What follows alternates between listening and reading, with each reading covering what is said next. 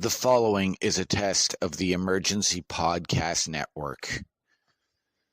Please stay in your homes, remain calm, and await further instructions. The PLE Patrol will be with you momentarily.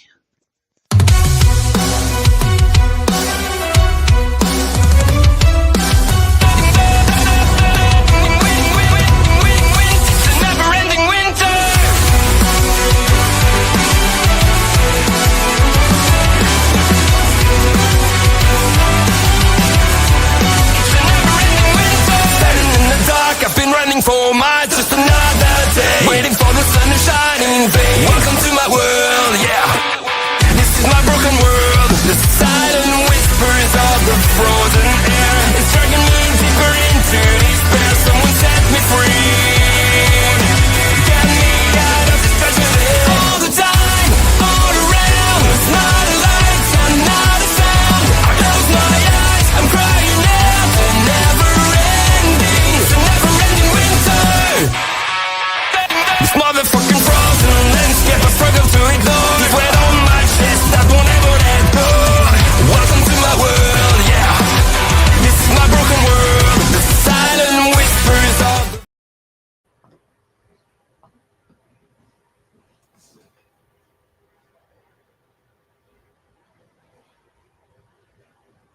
PLE Patrol with, well, myself and Chris Parrish here. Parrish, how you doing, my friend? I'm good. How are you doing? We'll do that until the old man decides to appear. Yeah. We do have OMD somewhere. I think he got lost going from the locker room back to his seat. So yeah, he must have tripped. He fell in the piss spot. Yeah. If he came back and he looks a little damp, it's not because he went for a swim. He fell in. He took a dive.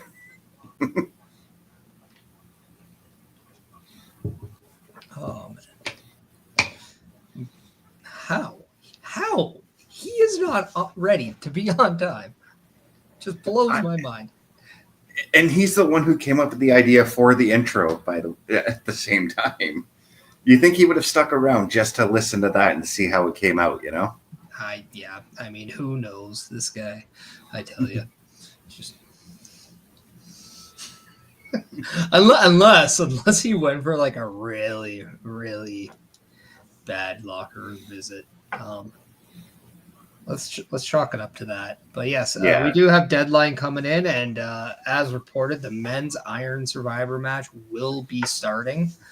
Actually, the match order was leaked.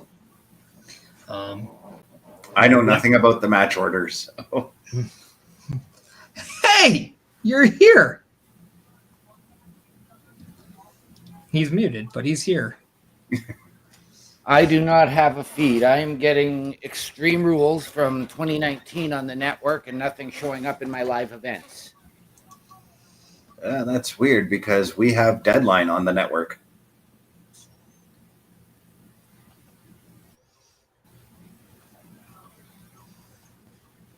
What I can do is if you want to go into chat, I'll have it streaming in there from my Sportsnet.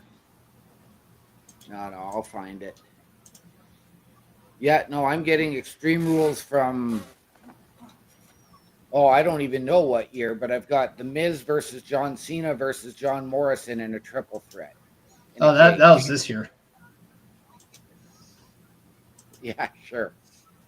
If you want to open up another streamer window and go to the chat, it's in there.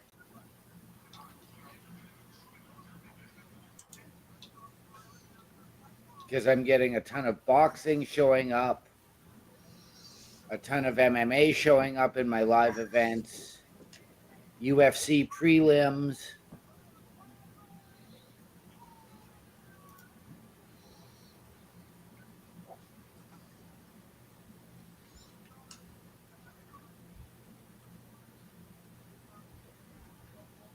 Yeah, because right now we're getting the rules for the first match of the day or the night, which is going to be the Men's Iron Survivor Challenge. Oh, they're starting with the men's. Wow. Mm-hmm. Yeah, the match card did get, or the match order got leaked out. So if you want to go on VX, you can find it right there. But if not, then I mean, just say so and be surprised. But I'm not going to say anything. I just will say that we're starting off with the men's Iron Survivor. Who is your guys' pick? I got to go with Ethan Page. He seems the most likely candidate out of all 5 of them to take this one. Okay. Who's all in it again? I don't remember. It's Tavion Evans versus Ethan Page versus Nathan Frazer versus Wes Lee versus Eddy Thorpe, who may or may not be hurt. Tavion Evans is the first man to start as he's in the ring right now. Mm-hmm. Are you able to watch it right now, OMD? I'm trying to still find it. Okay. Well, again, if you want to go into another StreamYard window and go into the chat room, I do have a shared screen on there. It is full screen, so you could just go nuts there. So you don't have to worry about anybody else. But Wes Lee is your second competitor. So Tavion Evans against Wes Lee to start. Now, obviously, the rules, if people are unaware, is 2 participants start in the match every 5 minutes.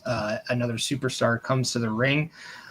If you are pinned or submit, you must go and spend 2 minutes into the penalty box at the side, and then you can come back out. The match is 25 minutes long. Whoever has the most falls is your Iron Survivor winner. I think I covered pretty much it, hey? Yeah, that's pretty much all the rules to the match. So wait. So when I was doing the intro for this match, I had to set it up like a fatal 5-way when I was creating these intros because they do not have the Iron Survivor match in the WWE 2K games yet. Yeah, I would assume 2K25 will have it. Yeah. I hope so, because I'm sure like those matches would be a lot of fun to play, especially with multiplayers and just with your friends. I remember when they had the Championship Scramble in the WWE games, and that's all I played because I loved those matches. One of the few good things from the Mike Adamle era. Yeah. Has it worked for you, OMD? No, nothing yet. You're not choosing the easy way, are you? No, I'm not. Okay. Well, I mean, at least you're honest.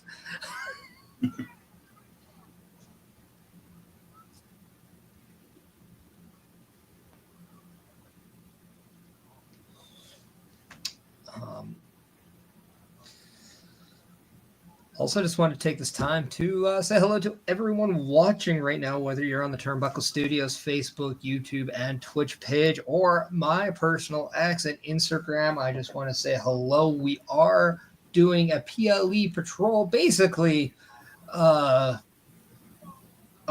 watch along, but we just don't call it a watch along. We go a patrol because that is what we do. We are the three members of the Raw Patrol, which you can find every Monday, surveilling the scenes of Monday Night Raw. But we are the PLE Patrol, surveilling the scenes of NXT and Deadline today as we are watching NXT Deadline. The Men's Iron Survivor match is on, and we have Wes Lee and Tavion Evans to start with 1:45 into the match. So in about just shy of 3 minutes, we will see contestant number 3. As of right now, the scoreboard does not have Eddy Thorpe on it, but I would presume if it's not him, I have a feeling we're going to get perhaps somebody from that transfer window that we heard yesterday on SmackDown. Right. I did find a feed, so Perfect. So you don't need that room? no. Okay. I'll keep it on just in case anything does happen. It's always nice to have a backup plan. Yeah. But yeah, if Eddy Thorpe is not able to join this match, who do we think that fifth man will be? I don't know, because the Eddy Thorpe thing, I'm only just learning about it, so. Yeah, he was taken out sort of at the end of NXT on Tuesday.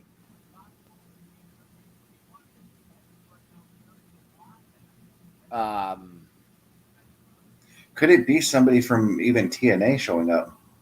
I was going to say, I think it might be, and I'm wondering if it could be a Josh Alexander.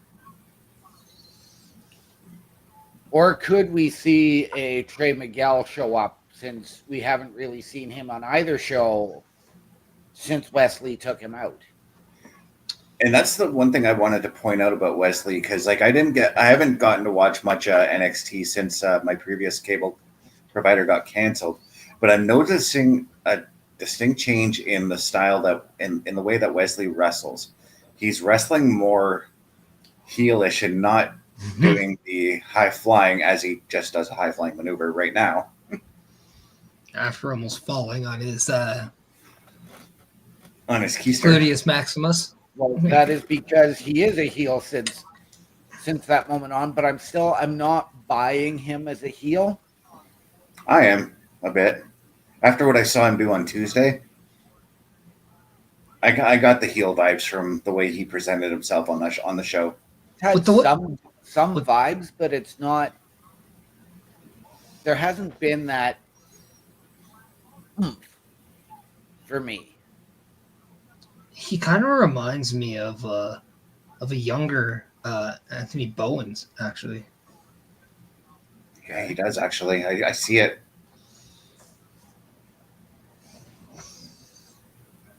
There's a lot of Right. close calls in this match. And I noticed looking at the It's the scoreboard at the bottom, there's only the 4 names listed, so they don't even have Eddy Thorpe's name on there. Yes, hence the question. If Eddy Thorpe is not in the match, who do we see in the match instead? Right. Thank you for playing along.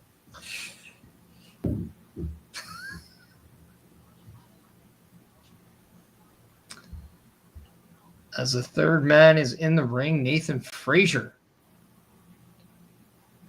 As he's bringing it. Don't call him Toronto, but he's up in the tempo of the match today.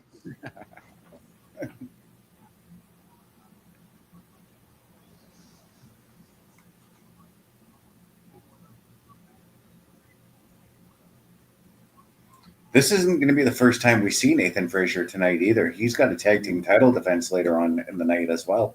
Yeah, He does.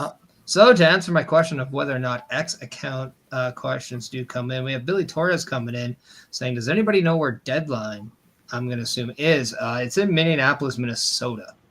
Yes.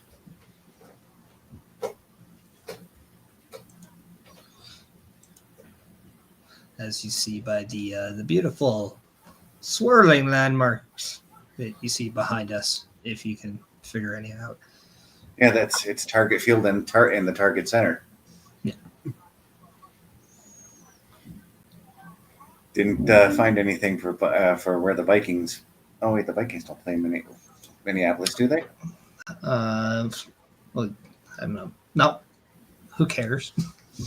That's where I was getting at. So not in February. They don't play anywhere. I don't even think they play anywhere right now. Oh yeah, I mean they do have a game.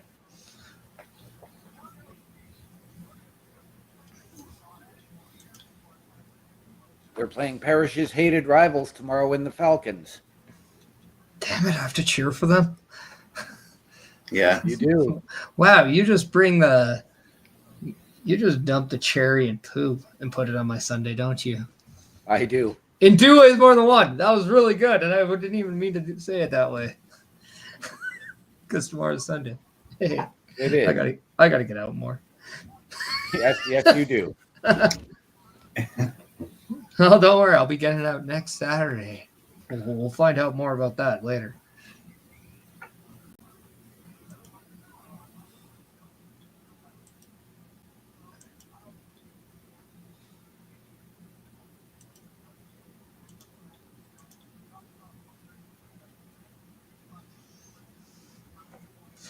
But yeah, thank you, Billy Torres, for checking in through the X account and leaving a comment. And if anybody else is watching NXT Deadline and they do want to engage in the chat, please do so. We do encourage it. Just be respectful and do not be ignorant in any way. And then also, if you have a chance, share, like, and follow all your channels that you're watching on, and make sure that you're spreading the word that Turnbuckle Studios is on live with the NXT Deadline and the PLE Patrol. So I missed when Wes Lee got the pin. I got a pin there. Yeah, me too. I was talking. So did I, but Javion Evans went into the penalty box, and that was when Nathan Frazer came out. Okay. So it must have been while Nathan Frazer was making his entrance then. No, it was before Nathan Frazer even made his entrance. So he probably Javion Evans and my probably got distracted, got quickly rolled up, and then went to the box, and then Frazer's music hit.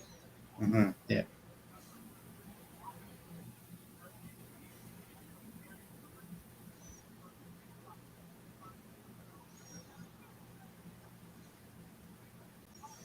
Nathan Frazer, though, pulling out all the stops, doing what he can to take out both Evans and Wes Lee.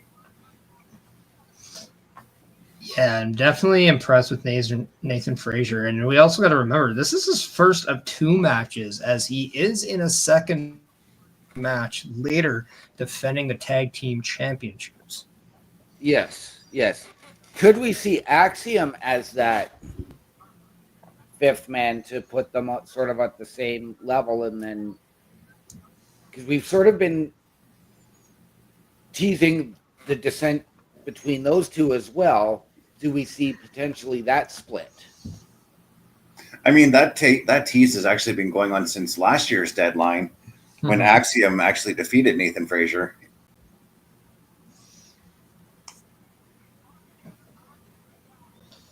And here comes, I think, a lot of people's pick in this match. Official ego, all ego, that is. Ethan Page coming down. Canada's own. Ontario's own.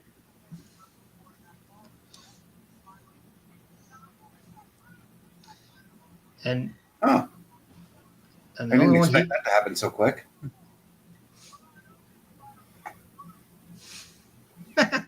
That's awesome, though.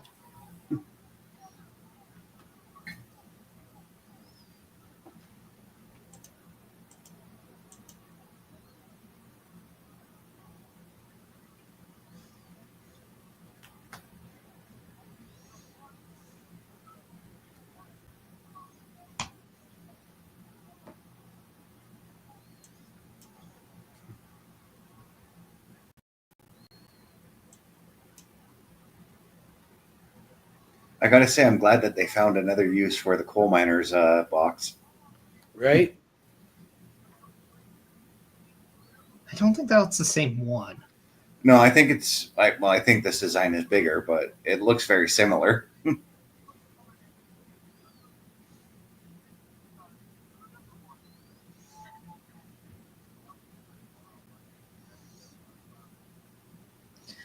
In about 3 minutes' time, we will find out who the 5th man is. Is it Eddy Thorpe? Is it somebody else? Chat, if you're watching and you want to let us know who you think that 5th man is, let us know in the comments.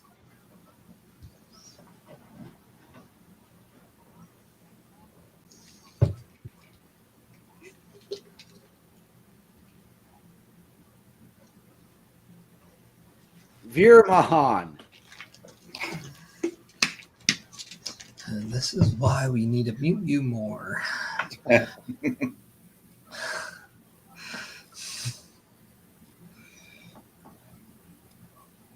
Watch it as Veer Mahan. You're just like, oh my god. Right?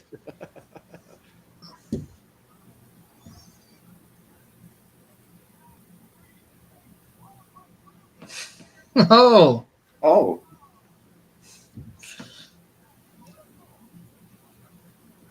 talk about a tit for a tat. Yep. Ethan Page gets his revenge and gets the 1-2-3 coming out of the box on Nathan Frazer.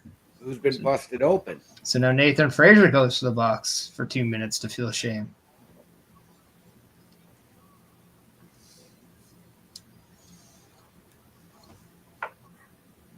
I wonder if there is even going to be a fifth man. I wonder if this is just going to be the four of them. I think that'll be a 5. I can't see them not do 5. Mm-hmm. Like, of all the people you have, you're just like, no, you know what? We're just going to do 4. Yeah, because I'd also consider putting maybe like Tony D'Angelo in this match or something like that, you know? What about like an Obafemi? I know everybody expects him to move up, and to go to Raw or SmackDown, but what happens if his goal is to stay and become champion? What about this is where we get the debut of a Hikuleo or a Lance Hawaii? Potentially. And we find out in less than a minute. But I think really we're probably going to stick with Eddy Thorpe, or else why even have him on Tuesday qualifying in this match? Why go through all those hoops just to not have him participate? So I do think Eddy Thorpe will be the 5th man. That is my pick. But Mm-hmm.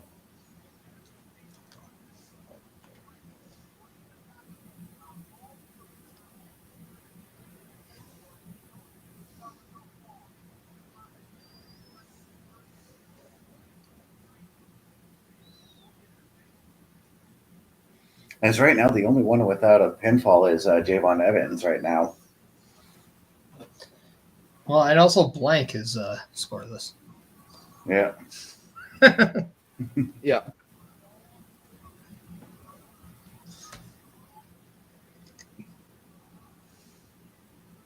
Or is this where we could potentially see Penta?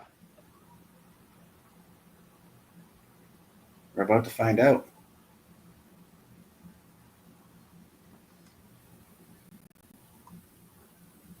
Oh, Parrish was right. OMD, I'm behind, by the way.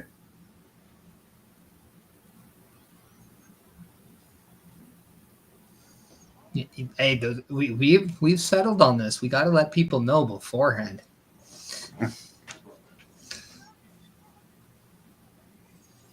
To be fair, I actually got it before all of you. Yeah. I just didn't say anything. Well, now I think the shift has been made in this match. Yep. Oh, yeah.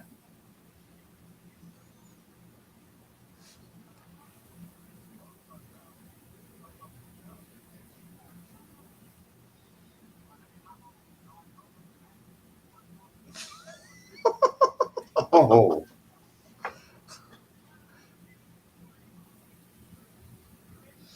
And just like that, Javion Evans is not only going to the box, but he's the only one without a pin. Yep.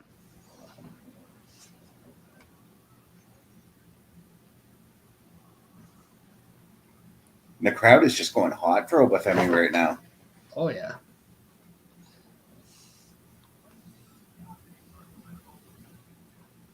I'm not gonna lie. I would. I'd I'd like be to down to see see Oba versus Ridge Holland for the title. Yeah. Even Oba versus Trick would be a good match. I want to see some big men slapping some meat around. Come on.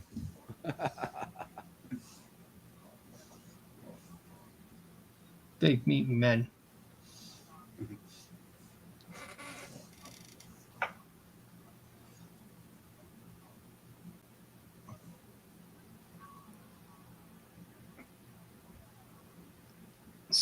Smart play. Yeah.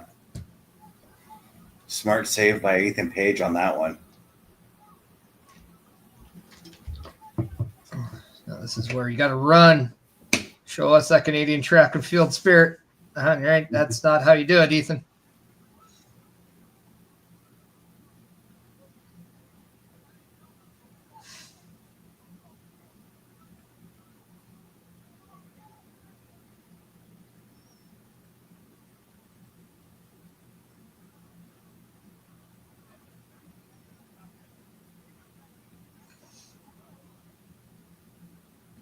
You'd have to wonder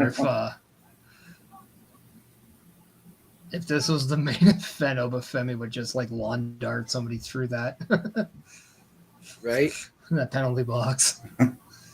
I kind of thought he was going to do that to Frazer there for a second. But at the same time, the way everything was going, you could tell this was a build to Javon Evans getting a big move off. Yep. And finally getting his pinfall.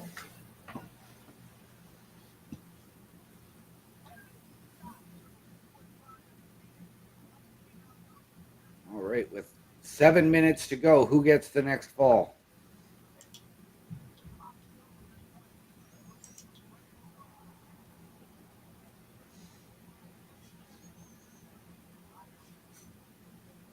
I like how Evans is just back off. Well, in the next minute and 15, I don't think it's going to be Wes Lee. Nope. No.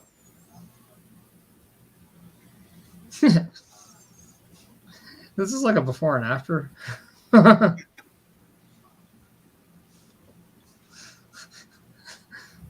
It's like, when I was 8 years old, I wanted to be a WWE superstar.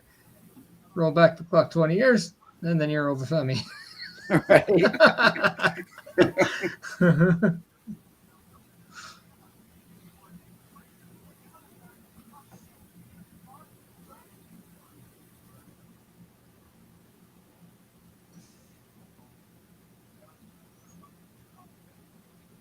Our good friend Mr. Bobby Stats coming in saying, hello, guys.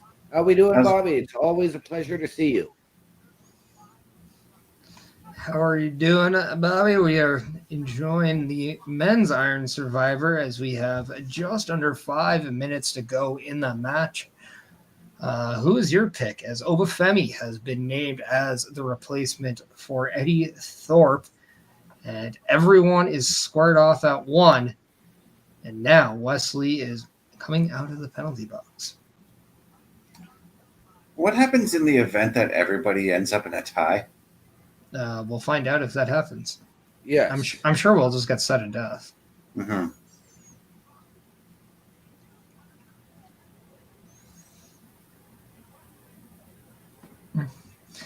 As Bobby is watching NXT Deadline, and just like you guys, I'm assuming you meant the video, but we also like you too. Thank you. Yes, we do. Yes, we do, Bobby.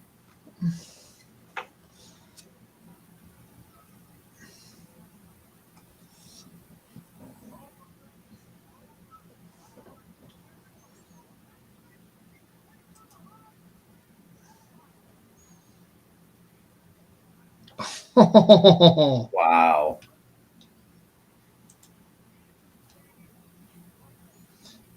Obafemi is pinned by Mr.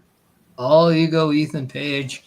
So Ethan Page now is leading the charge 2-1 with just under 3.5 minutes to go. Yep. He's got a... Oh, maybe...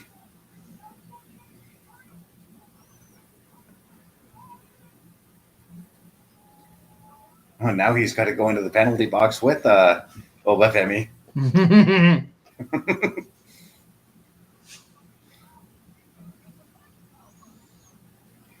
mean, if I was you, Ethan Page, you go in there now because then your time can end. Yep.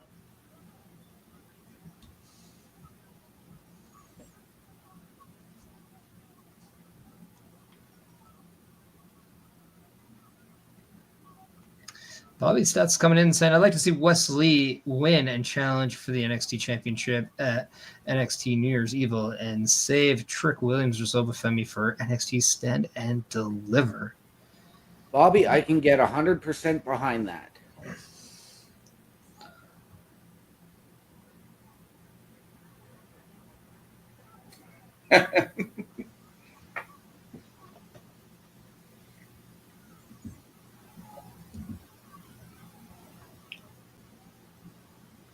Ethan doing everything he can to try to escape, but it just was not going to work. As Obafemi's time in the box is over.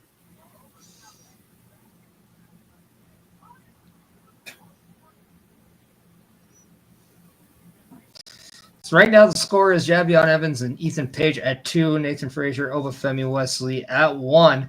We have just under 2 minutes to play in the men's Iron Survivor match.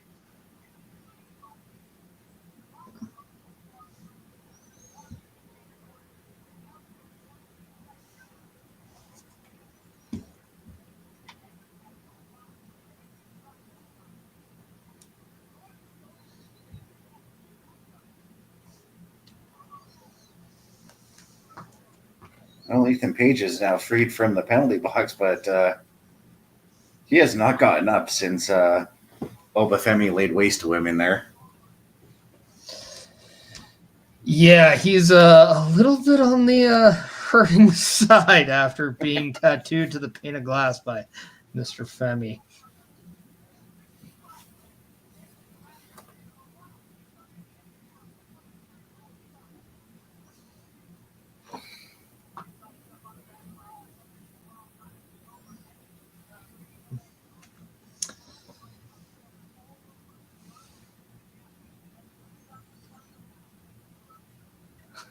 Do we think Ethan Page is going to steal out the win here? I think so. I'm leading that way, unless Obafemi's just going to clean house here.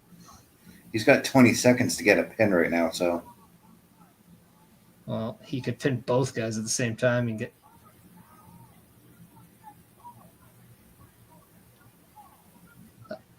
Oh, okay. So, yeah. That just happened. Yep. Yes, it did. And so did the buzzer as the men's Iron Survivor match has come to an end, and with 3 falls, Obafemi, who pinned both Nathan Frazer and Wes Lee at the same time, has won this match, and Ethan Page is just realizing he is not dead in the penalty box. Yes. Bobby, yes, it is nice to see Ethan Page's men's Iron Survivor match. I posted on X just earlier. How can you not love Ethan Page? He is just pure entertainment from all ends of the spectrum here. And yeah, gotta love me some Ethan Page.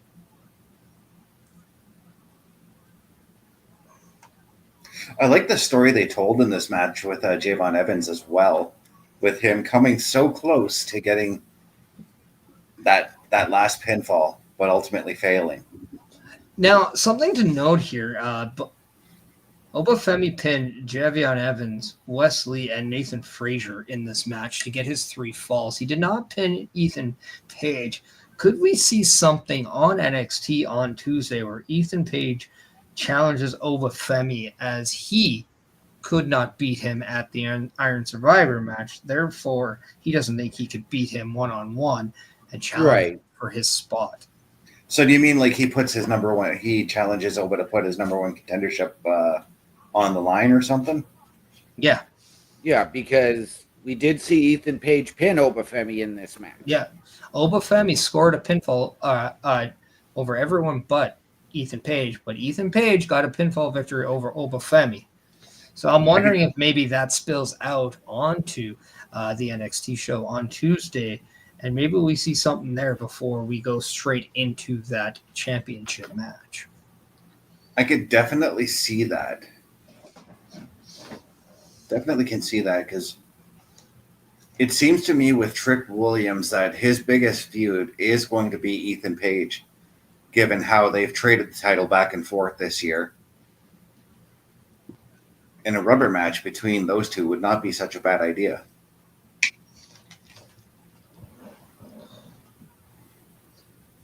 Yeah, I can even see Ethan Page potentially costing Trick Williams the championship. That having them settle their differences at New Year's Evil with the loser leaves NXT, and this could be the reason why one of either Trick or Ethan Page goes to a Raw or SmackDown. While then we see Obafemi take the title from Ridge Holland at New Year's Evil. I don't think I'd want to take the title. If they put the belt on Ridge tonight, I don't think I'd want to take it off of him that quickly. No, but when it's Obafemi, you got to kind of... Yeah. I mean, a good program between Ridge and Obafemi would be fun to watch, especially when you add the Sean Spears factor into it.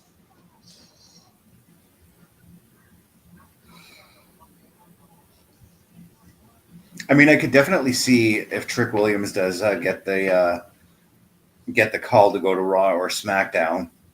I could definitely see Obafemi becoming the face of NXT, because at this point, Trick Williams is the face of NXT. Yeah.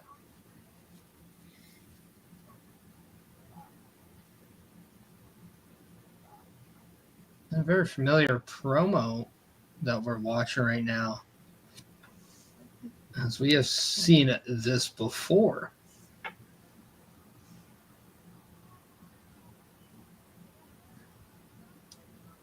As we see a Cody Rhodes highlight package play.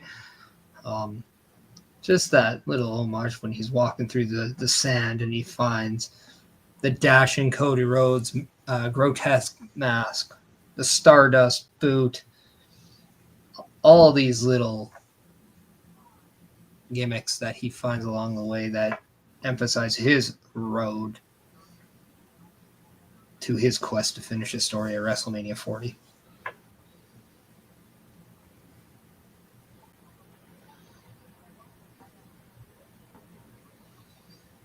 Now, I was thinking of something today, and how... Yes, we're beating a dead horse by this. I'm aware of this. But what if Roman Reigns is to win the 2025 Royal Rumble and challenge Cody Rhodes, and you do your part 3, you end their trio of matches? I don't know if I'd be against it, but I'm not too sure if I'm necessarily for it, but it is definitely a possibility. It's a possibility. Again, and I'm with you there. I don't know if I want to see the trilogy. But, I mean, at the end of the day, though, it will go down as one of the greatest feuds in the modern era of WWE, because for 3 straight years at WrestleMania, we did get Roman Reigns versus Cody Rhodes, all in different forms with different ways of getting there. It would be one hell of a chapter in both their books. It would. And it really isn't something we're used to seeing in wrestling anymore, to be quite honest. This patience of the long-term storytelling and this long-term patience of just booking and just feud work. I think if you're going to do the trilogy, I do think you need to do whatever you're going to do with Dwayne this year, whether it is him and Cody, whether it's him and Roman, get him out of the picture. There are reports, though, that he will be at WrestleMania, but potentially not in a wrestling capacity. Right. And if that is the case, I would open my ideas to this trilogy, because then I would be looking at CM Punk versus Seth Rollins. I could look at Randy Orton versus Kevin Owens. I could look at so many other compelling matches to go into WrestleMania. Even, and I'll say this, I'm still open to Gunther versus Brock Lesnar. Absolutely. See, the thing with Roman and Cody for this third match, they'd have to really do something to really make me care for this third match. All right, let me take a and I said the same thing for match number 2, and I ended up really caring for it, you know? Well, let me paint this picture for you then. Roman Reigns comes back after having the loss of losses at WrestleMania 40. Mm-hmm. He comes back. He wins the Royal Rumble in a quest to regain everything he lost at WrestleMania. Cody Rhodes is to blame for all of his losses. He had his bloodline. He had his championship. That was all taken away from him at WrestleMania 40. And it's been his tribal quest to come back, regain the Ula Fala from Solo Sikoa, regain his bloodline, regain his seat at the head of the table. And now all that's left is reclaiming the title that he made famous for 1,316 days that is now owned by the man who took it all away from him, Cody Rhodes. That story doesn't make you interested in a third match? It does, but I want it simple. I don't want, and I'm going to say this, like they did keep it simple in terms of the saturation last year. How about this time you keep it one-on-one, no distractions in a 60-minute Iron Man? Well, and I think that's going to be the thing now, too, is Roman Reigns is fighting a different type of battle. He's not fighting by having everyone fight his own battles. He'd be fighting his own battle here. So it is going to be the big one here. And here would be my biggest swerve of the whole thing. Cody Rhodes, Roman Reigns, face on face. This is where Cody Rhodes turns heel and reclaims his championship. Okay.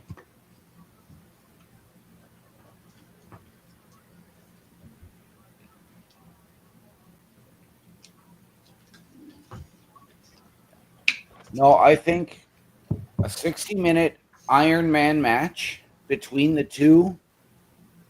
And yes, you could absolutely do the Cody heel turn in that match. If Cody's defending the title, Roman would have to put, say, something else. So the Ula Fala or the bloodline on the line.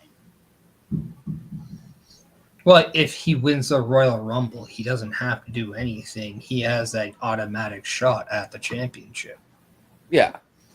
Bobby coming in saying, I'm interested to see who goes up against John Cena during the John Cena retirement tour. And that is going to be a very intriguing one as well. It is. Because I know a lot of people want a lot of nostalgic acts with John Cena, and I could see that. And I could see some of those being sprinkled in. I don't know if that's all I want it to be. I think I want to see like the Carmelo Hayes against John Cena. I want to see a Gunther versus John Cena. I want to see a Braun Breaker versus John Cena. In fact, John Cena versus Braun Breaker for the Intercontinental Championship at WrestleMania 41 would be dialed, in my opinion. Yeah. I got to be honest with you. I'd like to see Ethan Page get a call up and go one-on-one with Cena. Okay. I mean, John Cena could do NXT as well if he really wanted to. Yep. And our friend Bobby coming in here with John Cena versus Ethan Page or Joe Hendry. Oh, his name was said. Does he appear?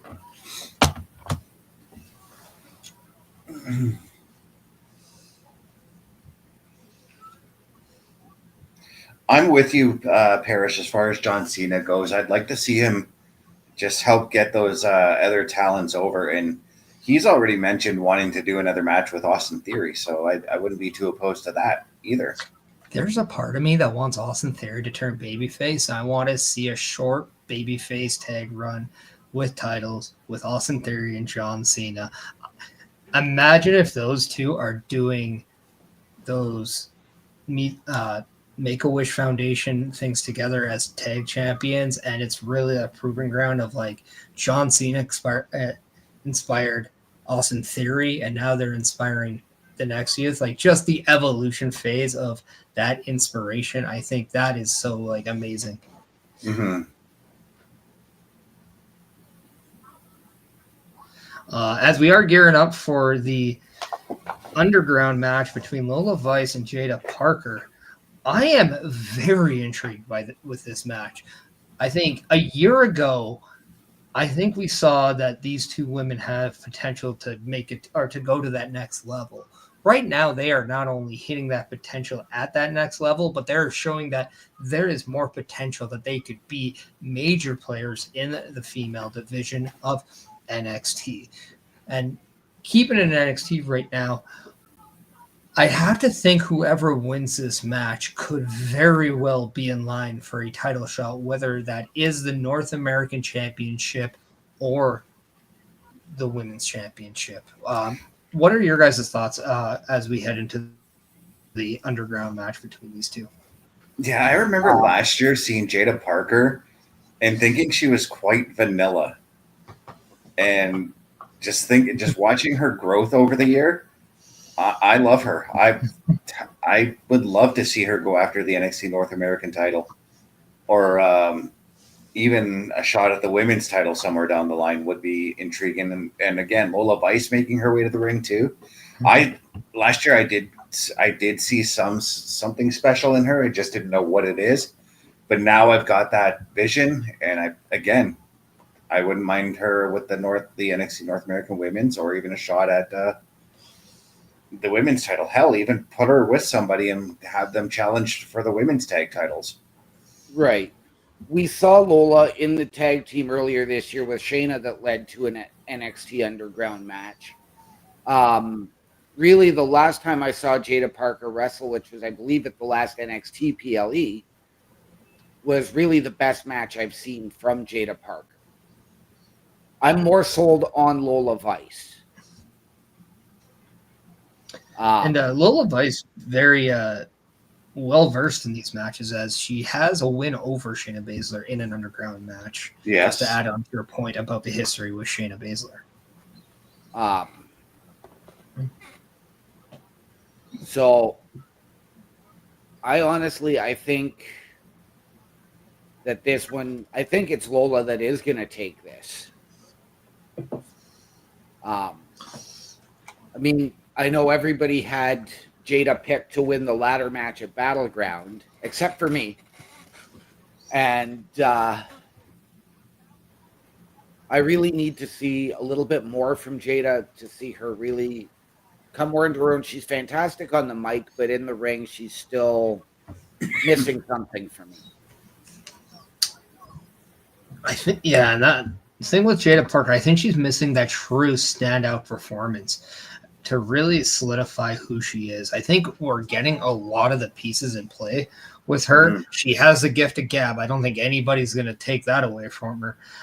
But the one thing that we want to see is that intensity, that aggression translate, not just in the ring, because I think that is translating, but those feuds where we care. And I think maybe this is that feud. I do think that maybe this feud with Lola Vice is going to be that feud where you got that storytelling ability that makes you emotionally invested in the character and in the persona that is Jaida Parker.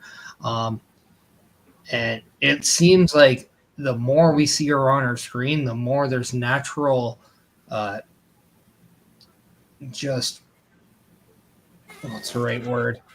Devotion from the fan base with her. I think Jaida Parker has a true chance of being one of the top baby faces in NXT. I agree with you there, and that's like again, because like I said last year when I first saw her, and it was probably on Level Up I first seen her, I thought she was just really vanilla. I saw like bits and pieces of her talent at that point. But again, as the year had gone on, I saw her improve. I've seen her improve leaps and bounds from where she was last year. And the thing is, like, I really don't know if it's just if it's improvement, I think we're just finally starting to see a click. And with a lot of people too, like we got to also take an account for a lot of these superstars. They're very fresh into the wrestling game, and they're being plugged right onto our screens with very little experience. So the matter of just them being able to do what they're doing with so little experience in the rep world, it's truly impressive. But then now when you're starting to see them actually put it together and to feel confident about it, and you're starting to see a click between the ears with just who they are and what they're supposed to be doing and why they're doing it, I think that just takes them to a completely different level. And I think Jaida Parker, that's exactly what we're seeing with her right now. Is she gonna have those little stumps along the way and trip and fall once in a while? Absolutely, everyone does. Even the experienced ones do that. But it's going to be a lot of fun just to see this progression and see this evolution in Jaida Parker, because again, like I am, if you're into stock buying when it comes to pro wrestlers, I think Jaida Parker is one that you want to buy yesterday. I'm going to touch here again on Lola Vice. Please don't, but let's talk about her. We've suggested with Andrade, who is sort of that tweener right now, because I mean, yes, he's more of a baby face. We've requested that Zelina go back and manage Andrade. Would Lola, who's also a tweener, maybe fit more of that mold to be able to battle with Legato, when she's got history with Elektra up on SmackDown as well as go into a feud with Zelina and the LWO? I would love to see Lola actually in Pure Fusion Collective. I think she fits that to a T, and I would love to see her and Zoe Stark really tag and go there. And that way you can actually look at maybe bringing Shayna into that mid-card singles push or singles run. Right. And so you'd have Sonya as the manager, or... Yeah, I think she's a fantastic mouthpiece. I think we don't really see her in the ring a lot. I think she's kind of the female MVP in that way, where she's not in the ring a lot, but when she does, it's for a reason. But she is definitely the hype woman for that group, for sure. While I don't mind the idea of putting her with Pure Fusion Collective, I actually am enjoying watching Lola just do her own thing right now at the same time. Yeah, my thing is, like, if you're bringing her up, or if you're bringing her to a Raw or SmackDown, and you're putting her with like an Andrade or like even Zelina, something like that, like I think she might get lost in the shuffle with so many people and moving pieces, especially with when you add the men in there. This way, like I think I'd like to just isolate her into the women's division just within that own group, and then. The reason why I would put her in a group is because usually people, when they're in a group for a while, kind of find their place on the roster a little bit better, and they kind of just tend to be able to adapt a little easier. And then that way, when you're a year or two down the road, you can then break it up. You can then kind of form your own individual plans for those people. And when we look about the who's who in WWE right now, they were all part of a faction, whether it's Roman Reigns, whether it's CM Punk, whether it's Seth Rollins, whether it's Drew McIntyre, whether it's even Gunther, Randy Orton. They were all members of stables at one point. Yeah. And the same goes for women as well. It just doesn't happen as much. Yeah, and as I was talking about Lola Vice, it kind of came across my mind. I don't think I would mind pairing her in a tag team with Ivy Nile either. No, I just don't think what she's really giving you the American. The American made thing doesn't work, but her and Ivy Nile, I mean, their styles complement each other, you know.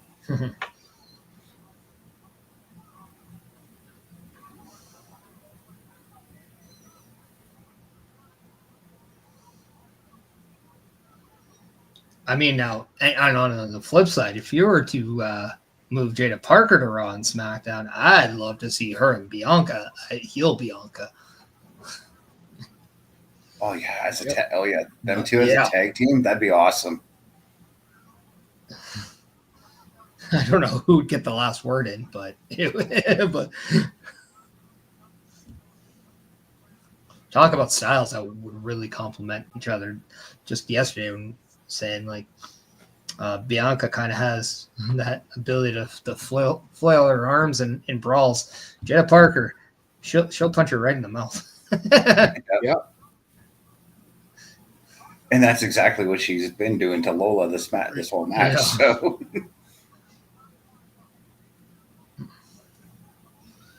And don't let her talk and fool you. This has been a fantastic fight between these two. The aggression is really amping up the show. And normally the second match on a wrestling show isn't always the standout match. But I'm going to tell you this.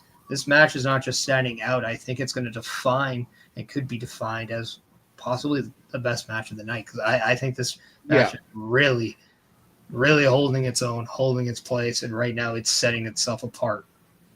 Yeah, I'm liking that we're getting the perfect mix of pro wrestling and MMA in this fight. I'm really enjoying that.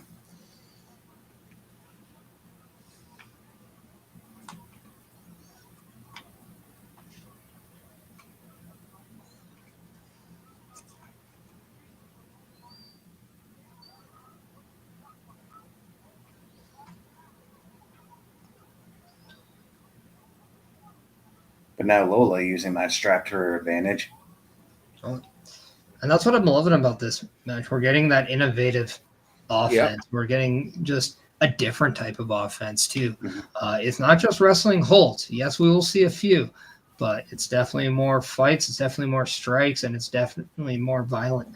And it's just, what can one person do to the other? Not what can one person do with the use of something, but it's definitely more of in and around the ring creativity. Mm-hmm.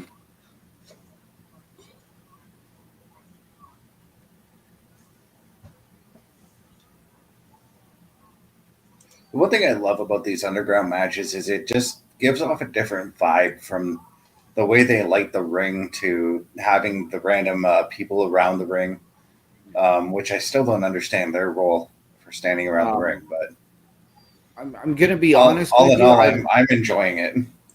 This underground match has better lighting than the one did at Battleground. Yeah, and the reason why there's people around is to give it that kind of fight feel, kind of like that fight club. That was the whole kind of the idea of. Yeah, when Shane presented it, eh? Yeah, and I think it's keeping true to that. And it's really funny. Is something that these WWE started doing in the pandemic, which got a lot of people scratching their heads about, has really found a niche inside WWE at times. And NXT primarily has very, very much taken it and used it as a way to, instead of doing an Extreme Rules match or a Falls Count Anywhere match or your typical gimmicked matches of that, all right, let's just do an underground match. Let's strip down all the fancy stuff and let's just keep it raw and keep it dirty. And that's kind of what we still see in the underground match. The other thing that I was thinking of that we could see, and we haven't seen it in a while, is the fight pit. I was just thinking about that too, because I was just thinking that would be a perfect gimmick for at least Lola Vice or even the PFC, the Pure Fusion Collective on the main roster.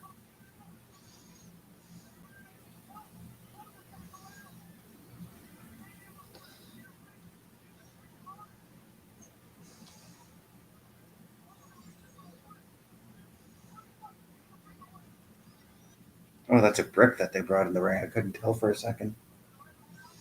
Yeah, Jaida Parker's been using the brick as like her weapon of choice kind of deal. Yeah, and I like it because of how different and unique it is. Yeah. Just so, I mean, you're always told as a young wrestler, okay, find something that makes you stand out and makes you different from the rest. And just the use of a brick really does stand Jaida out. And really, when you think about how does it make you look more street tough, you just find what you find laying on the ground, and sometimes it can be a brick. You use that. Yep. Oh, what a beautiful submission by that was Lola. awesome. I mean, give credit to Jaida Parker for that fight, though. Oh, Yep. I think we got to give credit for both Lola Vice, who is your winner of this match by submission, and Jaida Parker. This match was absolutely amazing. Yeah. And these two girls have so far just stolen the show. And yes, we're only 2 matches in. We still have a tag team title match, a men's championship match, and the women's Iron Survivor to go. So I was going to say, like, it's been a long time, actually, since we've seen a brick used as a weapon in the WWE. And dare I say it, I think the last time we might have seen it was when IRS used to load up his briefcase. Mm-hmm. Or when Sherry used to do the loaded purse gimmick. Anytime they'd open up the purse, there was a brick in that purse. Yeah. Yep.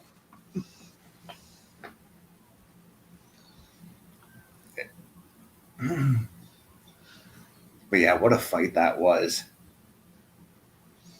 Yeah, and what a performance by both women. And yeah, right now, I'd hate to be the match that follows. And I'd have to, just based on it, I'd have to assume we're going to see probably the tag team match. Because I don't think you're going to do the Women's Iron Survivor. And I can't see you do the world title. I honestly think that the Women's Iron Survivor should close the show. Yeah. They did make note to it on Tuesday. So that was something that was mentioned as a possibility. So I don't think, again, they're going to say that and it's not happening. So I very much do believe that you're correct on that. It's interesting that they got John Cena being the spokesperson for the Elimination Chamber in Toronto. Do we see him having a match at the Chamber? Well, they have advertised it as his last appearance in Toronto. Yeah. So that's probably why we're seeing John Cena as that person. I'm going to be honest. I see him in the Chamber match. Me too.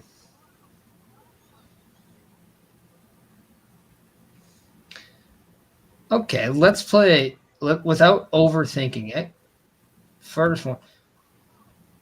The Elimination Chamber men's match going to be number 1 contendership for a championship match at WrestleMania. What title is it going to be for? OMD, I'm going to let you start. I'm going to say the World Heavyweight Championship. It's going to be to determine your challenger for Gunther or whomever the World Heavyweight Champion may be. All right. Best? Yeah, I'm going to go with the World Heavyweight title as well because I do like the idea of the WWE Championship being the one that the winner of the Royal Rumble challenges. All right. Although, again, I wouldn't be too surprised if whoever wins steps up and says, hey, I want to take Gunther on. Or whomever will be the way to answer the question and then just steer away from that answer to go to the other one. Very politician of you, man. Yeah. Except that he just said he said the World Heavyweight Championship and then the winner of the Royal Rumble to challenge Gunther. Yeah.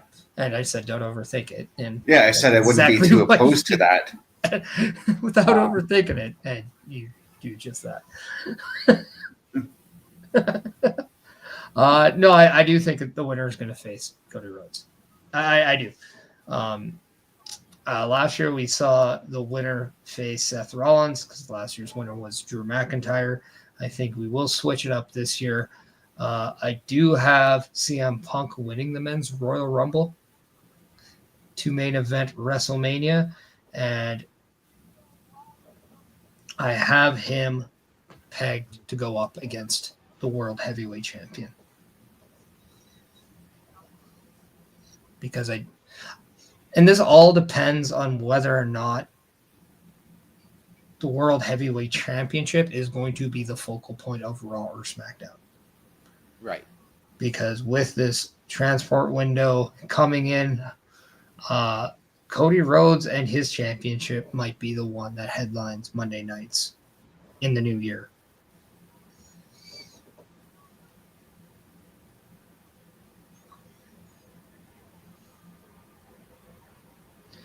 As we get a video package for Andre Chase. He's packing up his Chase U gear right now. Yeah, and it's something we've seen on NXT in the past. But what do we think is next for Andre Chase?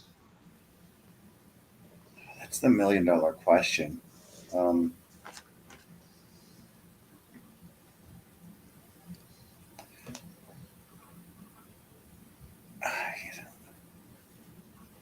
I'm not really certain. I've only known Andre Chase as this Chase U character.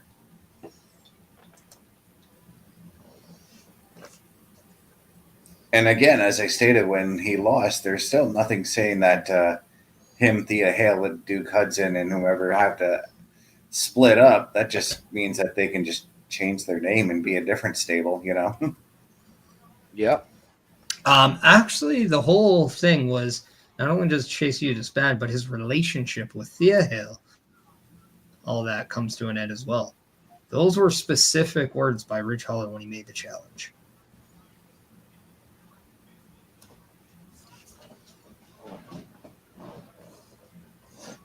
And in today's day and age, I don't think it would have been said that way if it doesn't have meaning. Yeah.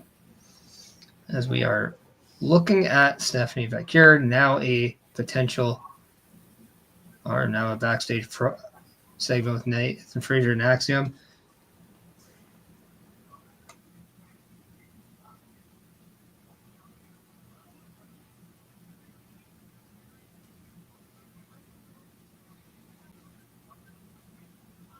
And that's what we've got coming up next is tag team title action.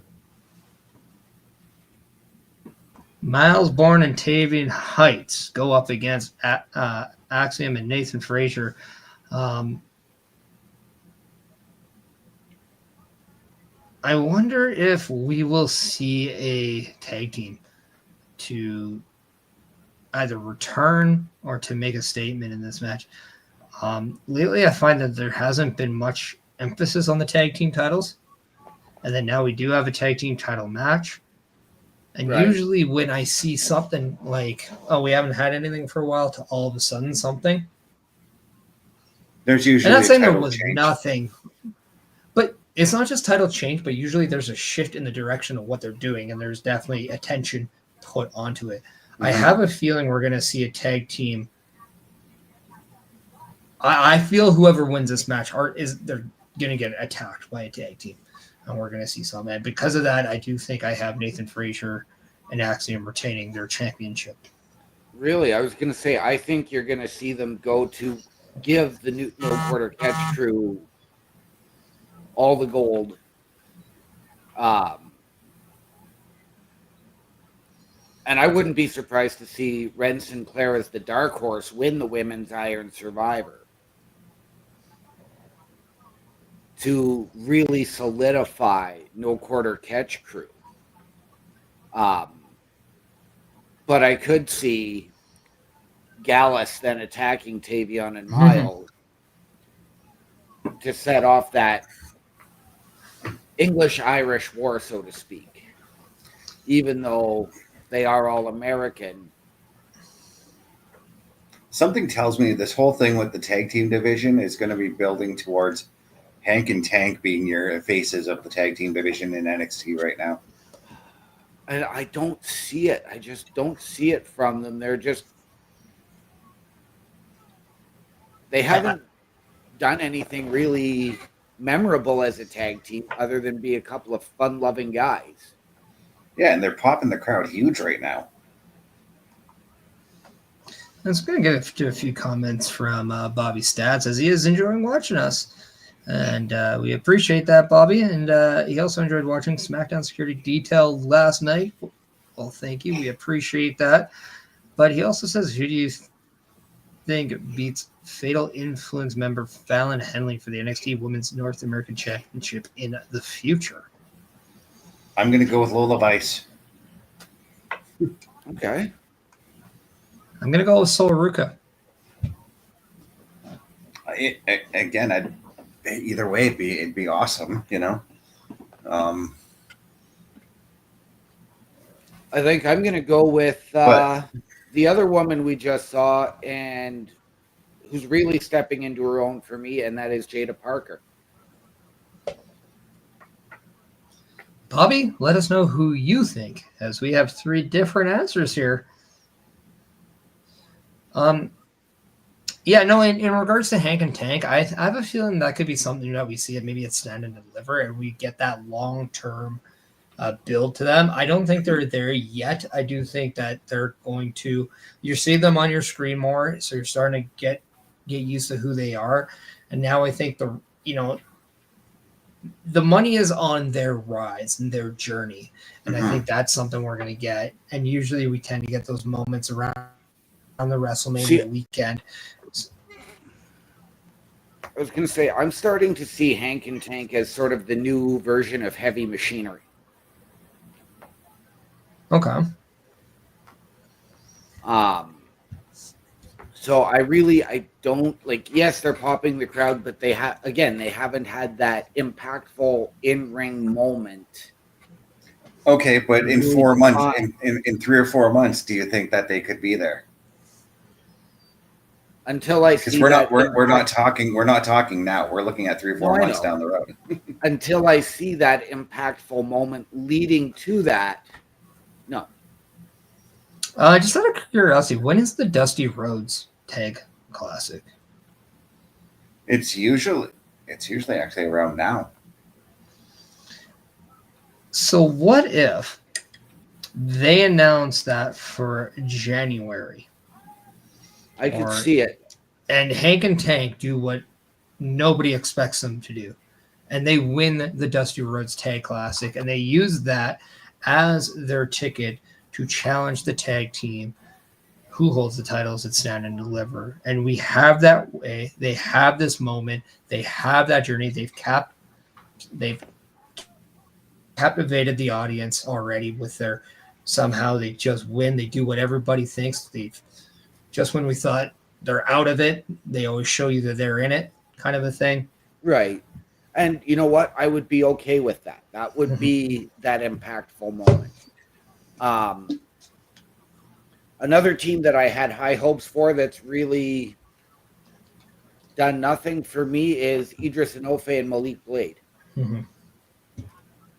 Okay, so just to be sure on this one, they've moved it to February. So I was wrong. They usually January, February. So yay me. They last year they ended it at NXT Vengeance Day. The previous year though, they did end it in March. They didn't. I don't think they had a Vengeance Day or the previous time they did it, which was 2022. Right. Yeah. Before last year, I should say. Yeah, and we know that Stand and Deliver will be in April. So, I mean, that timeline makes sense. Yeah. Yeah. And then you've still got the Breakout Star Tournament, which they'll... Mm-hmm.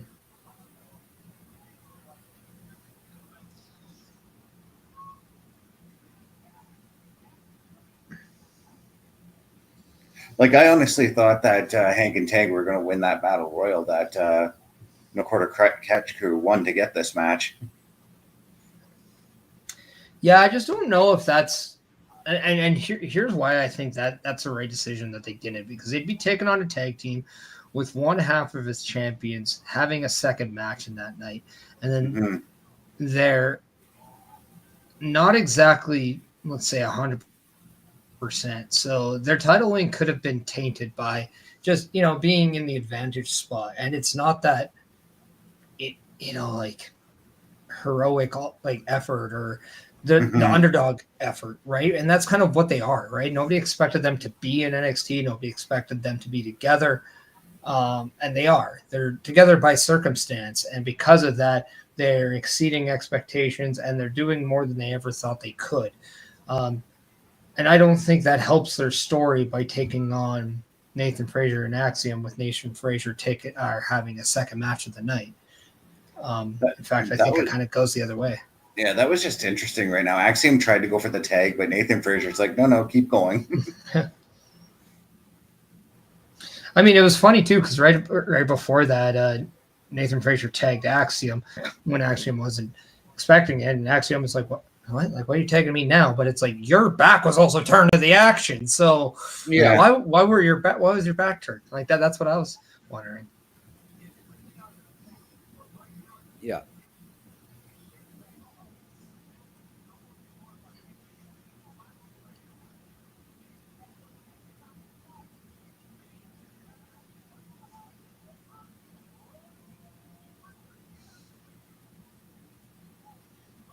This is really my first look at Myles Borne in the ring.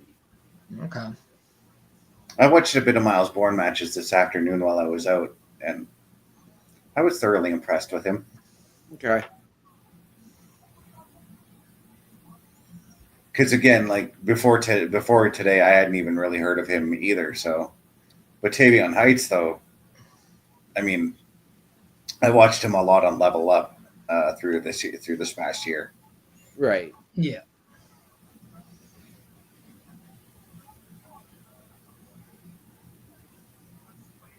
And he is he's actually really impressing me in this match.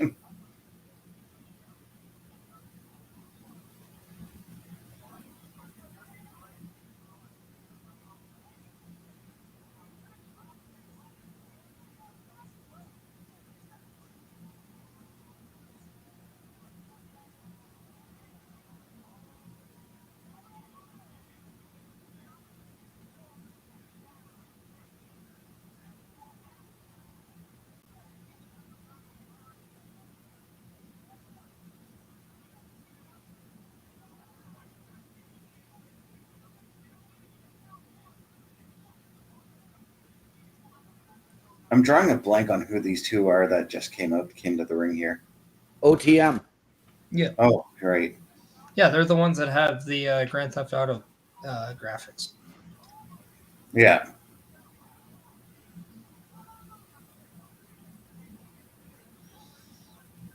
Yeah, it's Bronco Nima and Lucien Price. Yeah, I remember now.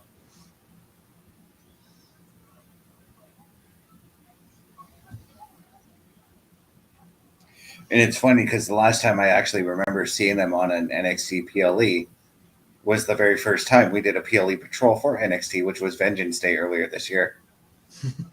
Yep.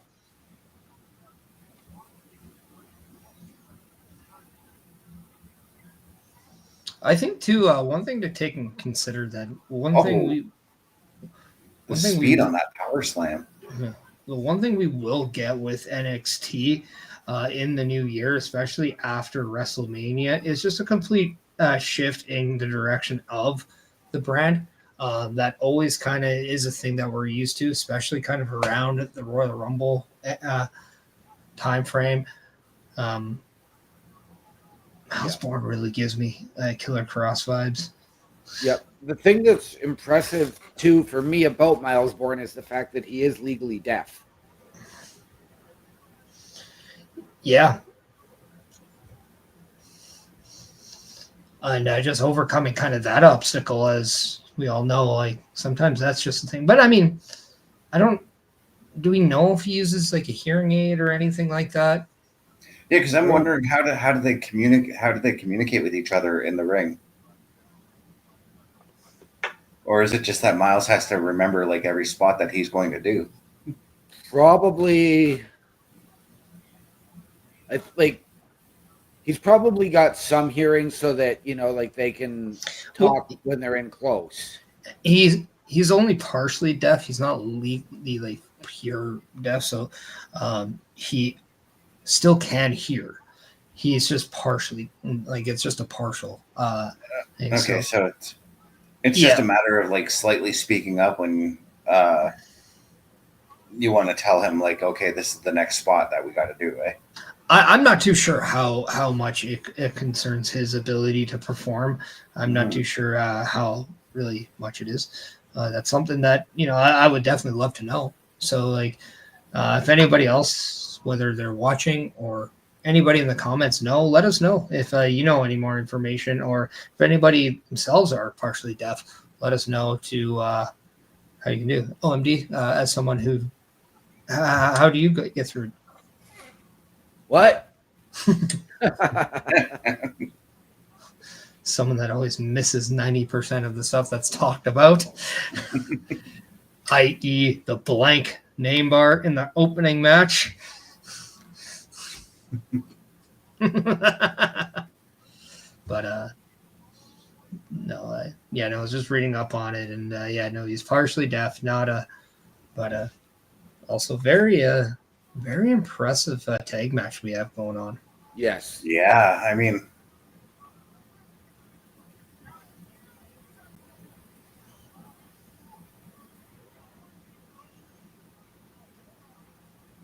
and he's only 25 years old too. So, I mean, 6'2", 230 pounds, like, good frame on the kid too. Yep. Could be someone to watch in NXT in years to come, and even in the WWE. So, again, if you're buying that Jaida Parker stock, maybe get some Myles Borne stock as well. hell, while you're at it, buy some stock in Tavion Heights too. He's actually been really impressive in this match.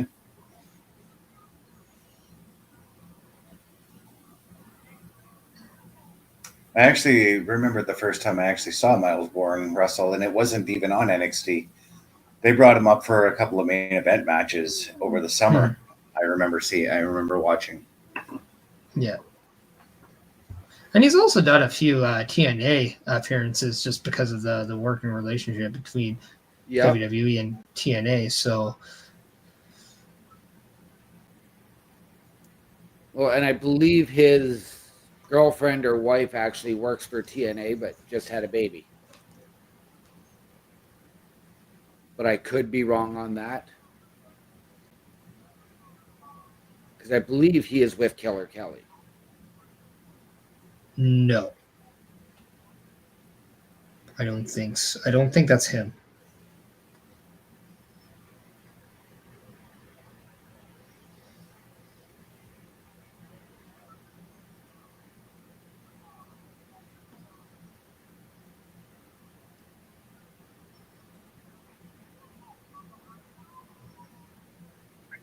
Yeah, you're thinking of Myron Reed. That is the boyfriend to Killer Kelly. Somehow at the age of 25, I don't think he's having a kid yet. I could be wrong. Some people do, but usually not wrestlers, though.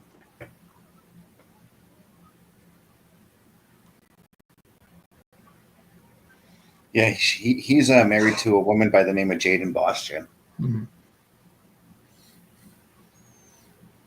But he's also in the midst of competing for the NXT Tag Team Championships right now. And if you're just joining us on any of the platforms, we are the PLE Patrol. We are patrolling the scenes that is NXT Deadline. I am Chris Parrish alongside with Chris Best and OMD. Let us know your guys' thoughts of the NXT Deadline PLE so far. And after this match, we'll introduce you a little bit to the Turnbuckle Affiliation Program. That roll through was awesome.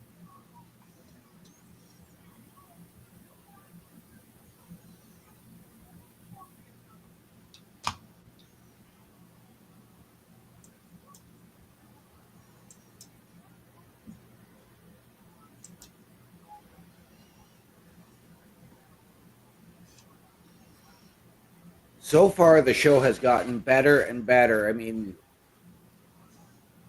we had a phenomenal underground match. This one now is really starting to steal the show and really upping the level.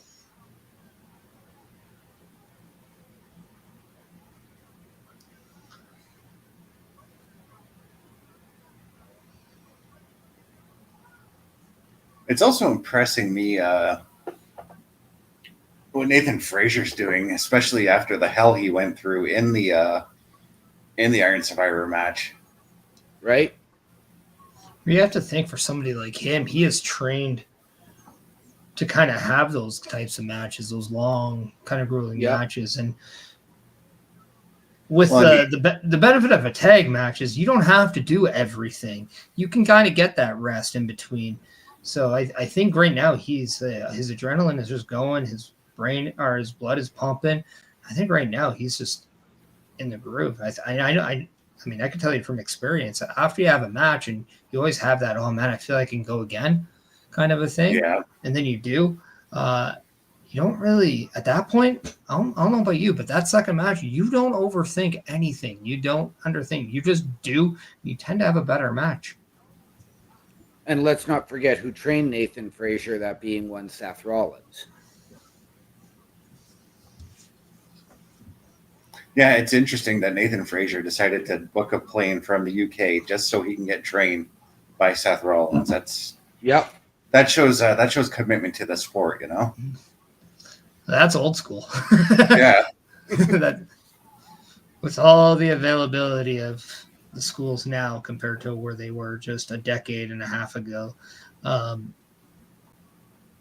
Yeah, I know everything has evolved in a great deal, but also too, I think it's a heads up move by Nathan Frazer, understanding that if he wants to make it to the WWE, it's better to move to the States and to come that route, because there's a lot more scouts in the US than there are every other place of the world.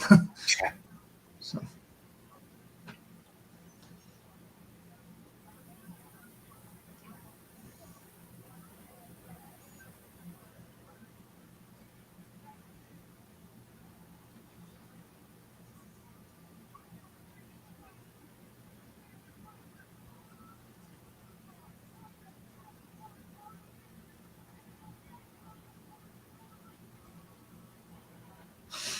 Interesting way to break up that count. You just got to touch them.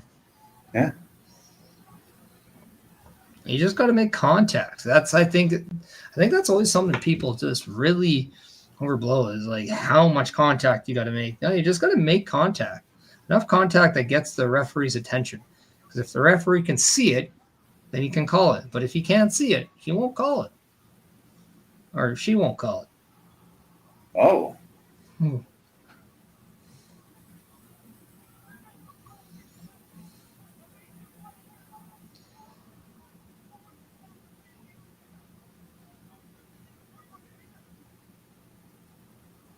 Oh. By God, he must be broken in half.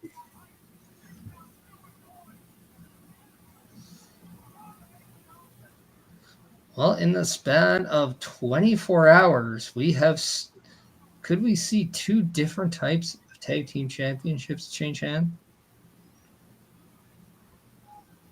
I'm really leaning towards No Quarter Catch Club taking the belts tonight.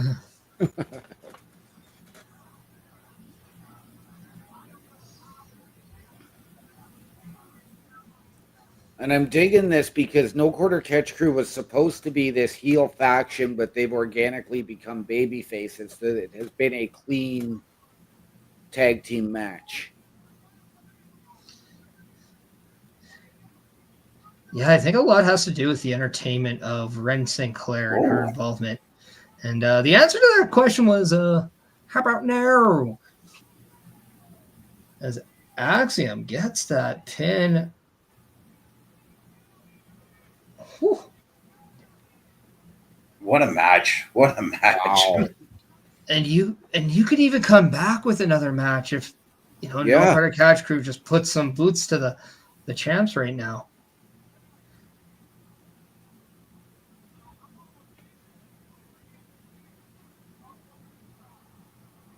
And see, I thought that was the end there when Axiom drop kicked Nathan Frazer to the outside. Yeah. I thought that was the finish. That was a good little swerve. Mm-hmm. And props to Axiom too. He's the one that made the blunder when he drop kicks Nathan Frazer by mistake there, But it was on him to kind of get it done, and that's exactly what he did. So good for Axiom for being the guy that stepped up, pulled his weight on this team, and got that win. Yeah.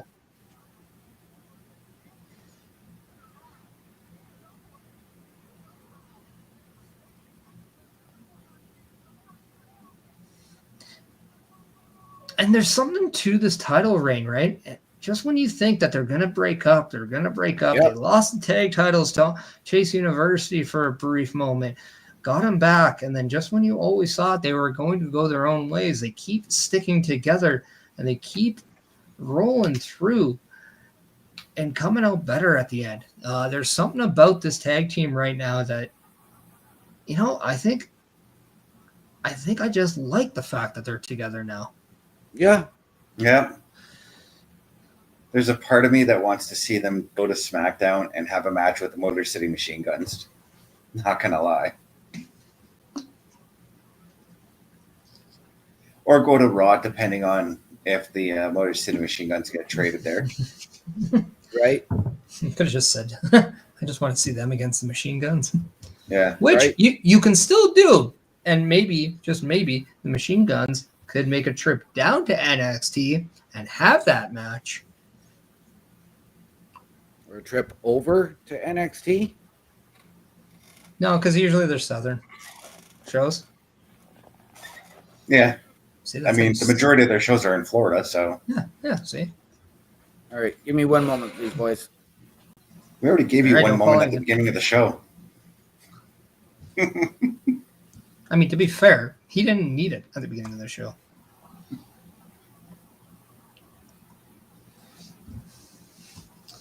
But now we get a little bit of sneak preview of something that we saw earlier, but the behind the scenes of CM Punk's famous return to the WWE at Survivor Series 2023. Which, again, I kind of wish that this was like a 20-minute video so that we could see like just how everything came to be. But I'm pretty sure, if I'm not mistaken, when he was on Ariel Helwani earlier this year, he talked about it. Yeah, to an extent. The way he did talk about it seemed like it was a little bit more chaotic than what it is. It doesn't seem as chaotic right now, but I'm sure it is a whirlwind. Well, again, and I'm pretty sure it was just Punk at the time teasing fans, but when he did the commentary for that MMA fight last year, and he said, we'll see where I'm at in 60 days, the 60 days led to Survivor Series. But again, I'm pretty sure at that point, Punk was just stirring the pot, as it were, Yeah.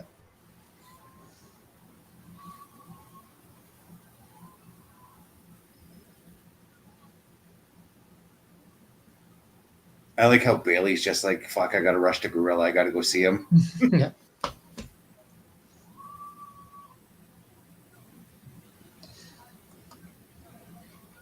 Welcome back, young man. Thank you, good sir.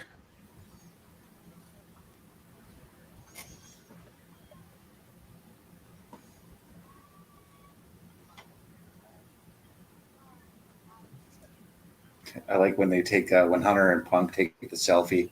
Hunter's like, you want to break the internet? Right? I just love how much Punk was marking out about, I'm going to get the pointed finger. Right.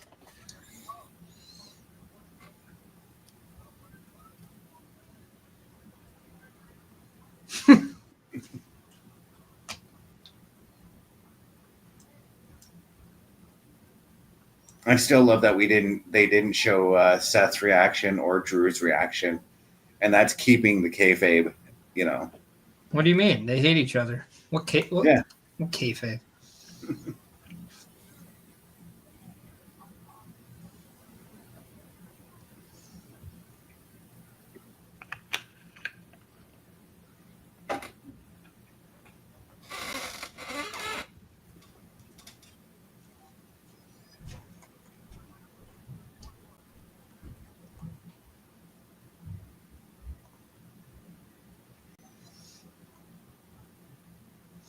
But yeah, no, and I remember us doing that in Survivor Series. Kind of watch along show at the time, and just a surreal moment. I mean, we're the whole night is he going to show up? Is he not going to show up? You're kind of expecting it because it's in Chicago, and then you're just like, wait a second, it's CM Punk in WWE. That just doesn't seem right. And then, sure enough, right before it goes off the air, that's what we get. And it was that whole thing that you've been saying all this time, Parrish, is just because the signature at the end comes up doesn't mean it's the end of the show. Yep. Well, I mean, have you not watched Triple H's NXT in the last decade? Yep. Right. I mean, and then all of a sudden he runs Raw and SmackDown, and you think, oh, wait, he's not going to do it there. Come on.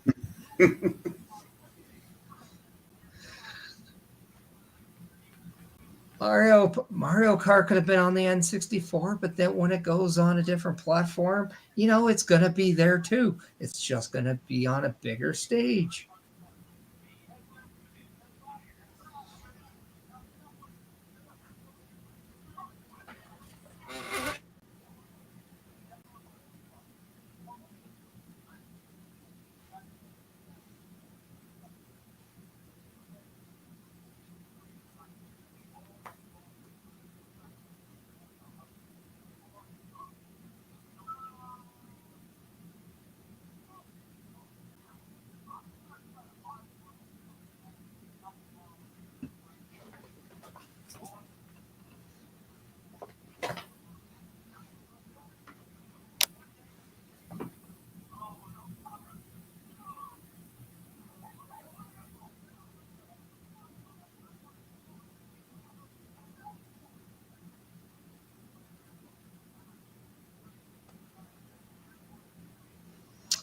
Well, the answers of what's next for Wes Lee and Javion Evans has been answered, as it looks like it's each other. Yeah. So up next is the NXT Championship match. Trick Williams defending his title against Ridge Holland. So it looks like the Women's Iron Survivor match is main eventing, as I think it should. So the right call, I think, there. I'd have to think Stephanie Vaquer or Giulia are gonna win. Yeah, those are my two choices for that match as well. I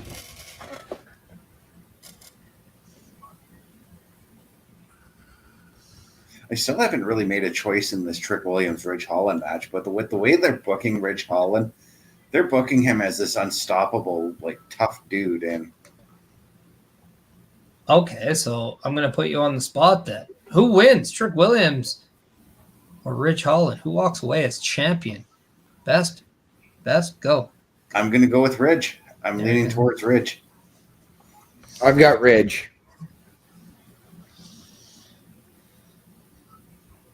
Yeah. I mean, I think that's the bet. I mean, I said I would like to see Ridge and Nova Femi. I'm going to stick with that. And I do think we're going to see Sean Spears play a part in this. And yeah, I think that's your play.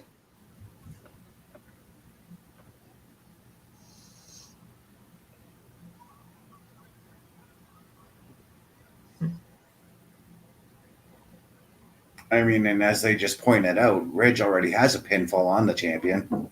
Yep. And that's something that, I like in a way, and I also don't like about the Trick Williams title runs, is that he does take a lot of pins. And I don't like that because it kind of takes away from the dominating champion feel, but also it brings that humbleness and that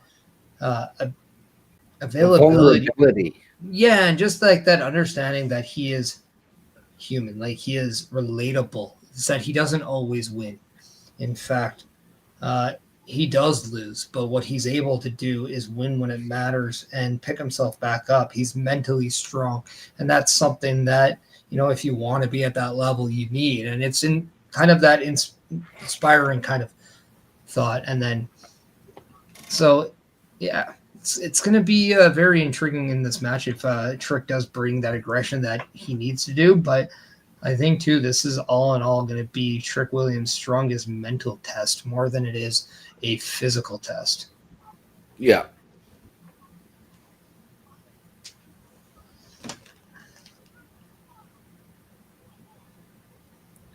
Do we see the now former members of Chase U potentially get involved?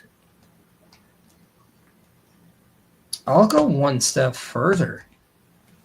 Do we see a heel turn with the members of the former group Chase U siding with Ridge Holland? I think the only one I could see doing that would be Duke Hudson, because I know during his tenure with Chase U, we always thought, when is that heel turn coming? And it never came. When is he going to be the one to destroy Chase U? I've actually never thought of Duke Hudson as turning heel. But I can see where you're coming from, OMD. Because to me, it's a little weird seeing Thea Hale be a heel. And we did see her make an attempt at it with JC Jane earlier this year. Yep.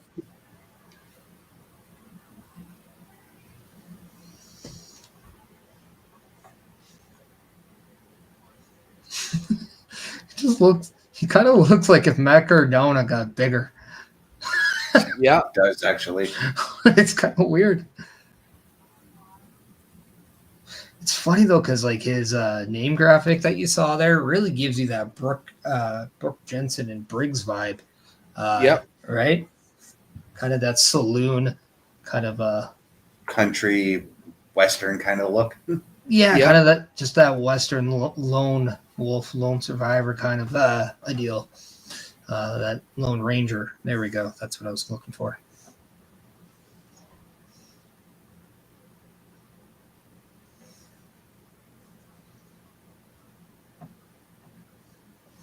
But talk about an evolution, though, of a character for Ridge Holland, though. He has gone through many different phases.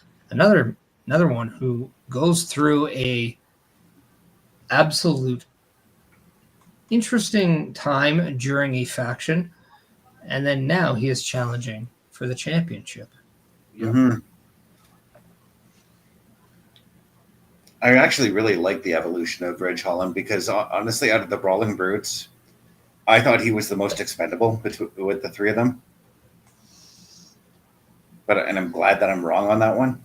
Well, and how many people were asking him to be fired with what had happened with him and Big E? And then they did play that, that angle with Ilya Dragunov, which that's all it was. It wasn't anything other than that.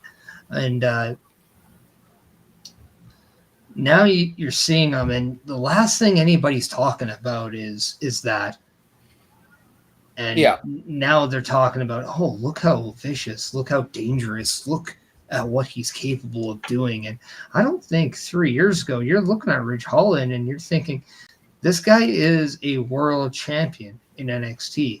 I don't think this is your face of your franchise, so to speak, but he is a mere 3 seconds away from doing just that. Yeah, because again, if you asked me 3 years ago if I saw him being the top heel in NXT, I would have said no. Mm-hmm. Right. But now here we are, and it's like, yeah, I definitely can see him being the top heel. 3 years ago, I would have seen him going to Jacksonville to compete with, or to tag with Parker Boudreaux. Kind of glad he didn't go there because he would have been wasted within 6 months. Which was ironic because Parker Boudreaux could have tagged with them in Orlando. Yeah.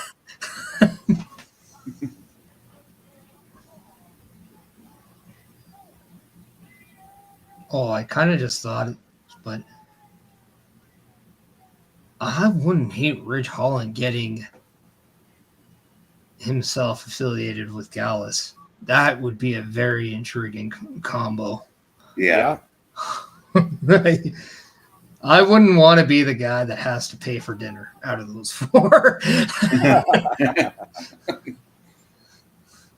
They look like they would order a good amount of food. Oh yeah. Right now, Ridge Holland is looking like $1 million right now. Yeah, he is. Like he is just cut. Yep. I mean, so is Trick Williams, but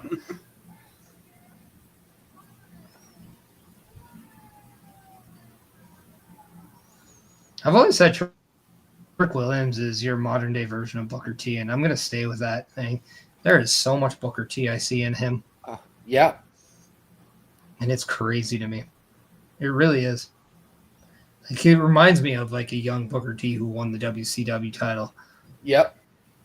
And you know what? I'd rather I'm not a big fan of Trick's finisher that Trick shot the running. I'd rather see him go to the axe kick. Or I know he's not a high flyer, but he could use a move like the Harlem Hangover.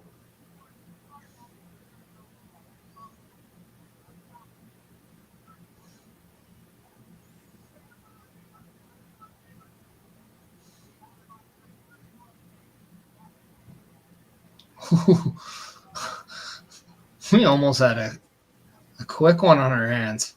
Okay. I love the intensity we're getting out of Trick in this match right so far. Well, I think he had to. I mean, Ridge almost took his career away from him. So, like, if somebody's trying to injure you on purpose, and then now you are in that match with them, yeah, you're gonna want to not just punch him, but you're gonna want to leave a fist print in his face. Yeah. Still needs work on them drop kicks, though. Well, I mean, I don't know if that's.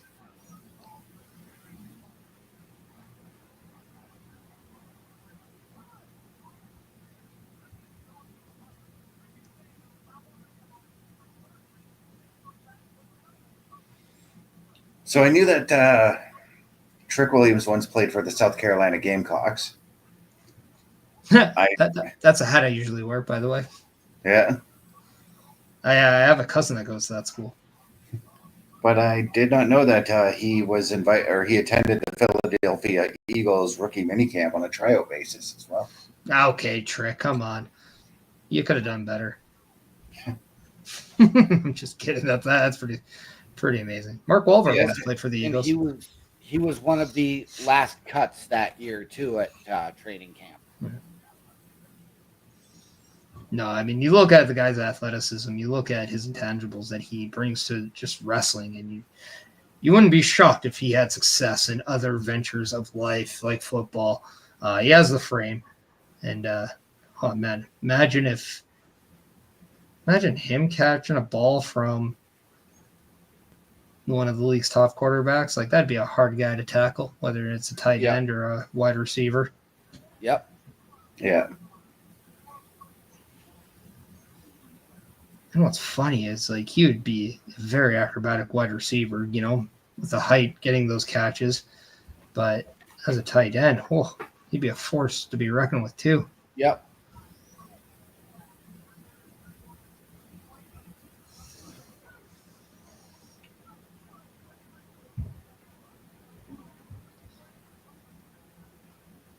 That's it. This Sunday on the Chris Parrish podcast, I'm going to build you my football team using WWE wrestlers.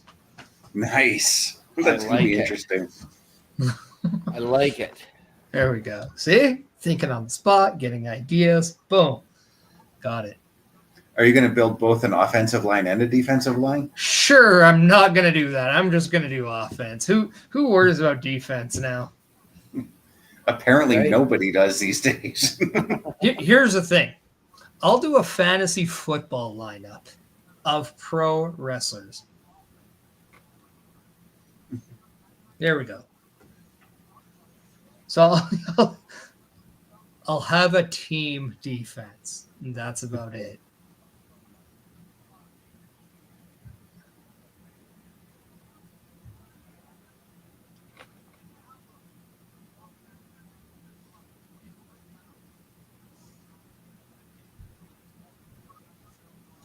And I already have an idea for my defense, so don't worry about it. I was just going to say, I'd probably want to put a guy like Ridge Holland on my defensive line.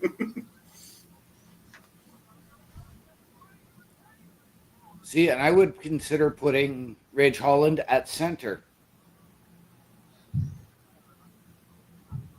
No. I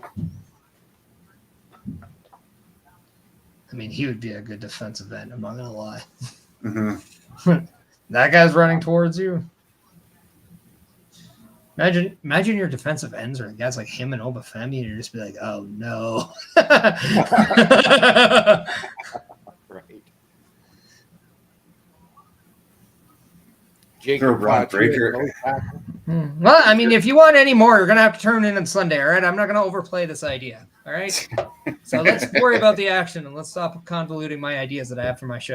All right, so we get a couple of single smashes here from Trick, but he misses the second. I have him just being stomped on right now.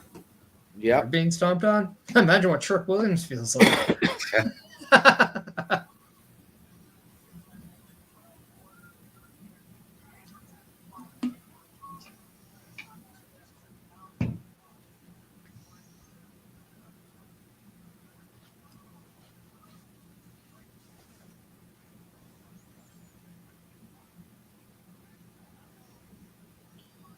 But so far, a pretty straight up match between Trick and Ridge.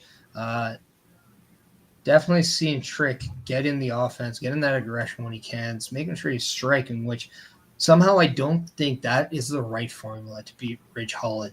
I think he's going in this all wrong. You don't have to match his aggression, his intensity with your own. I think right now what Trick needs to do is find an opening and take away, whether it's a knee, a limb, something like that to, get that upper edge. He needs to find that lucky shot right now, capitalize on a mistake by Ridge, and then attack when he can.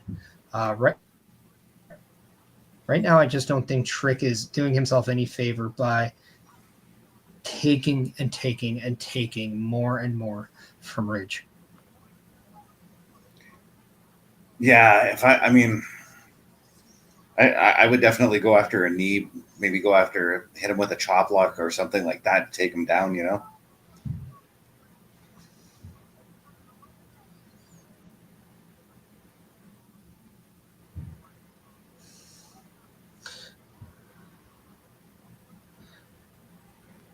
Well, and this is where I think Trick needs to roll to the outside, buy himself some time, give himself those added seconds of just collecting his breath, collecting himself, and then maybe playing possum by his steel steps, by his steel post, and then try to bait Ridge into charging and then get out of the way at the last second and then roll him back in the ring to give yourself that more time.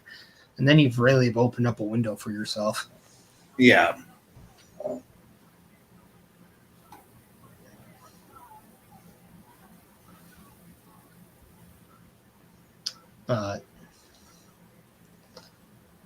Yeah, it's going to be a little difficult now, but at least he's getting his breath of fresh air right now.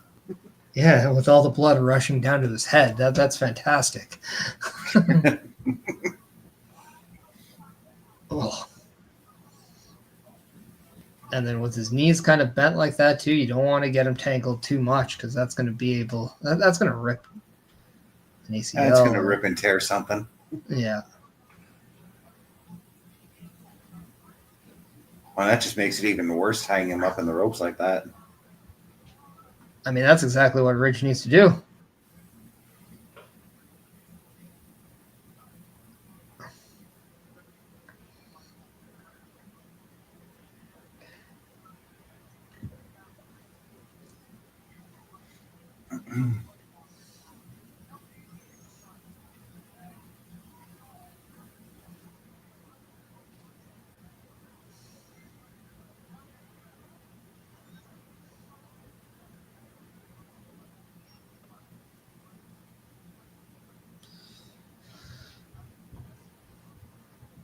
The neck breaker is definitely a move of choice for Ridge Holland.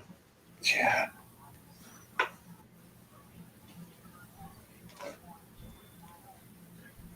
Targeting that neck now and taking off that kinesio tape that Trick was wearing. I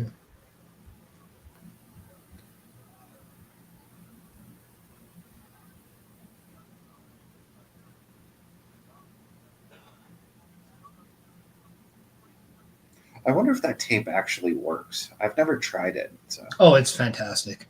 Is it? Oh, it's so good. I might have to try it on my back sometime.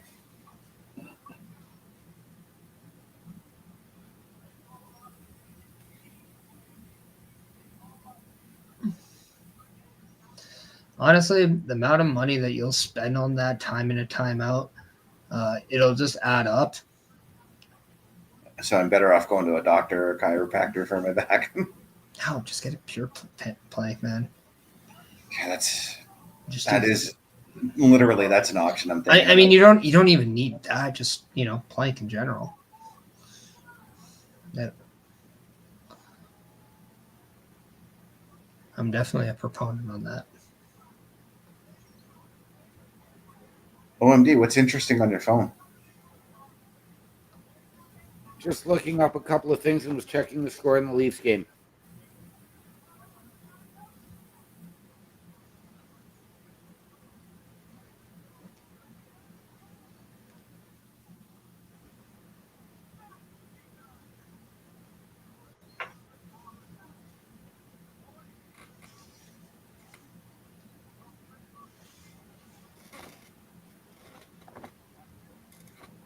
Oh, we got a bookend.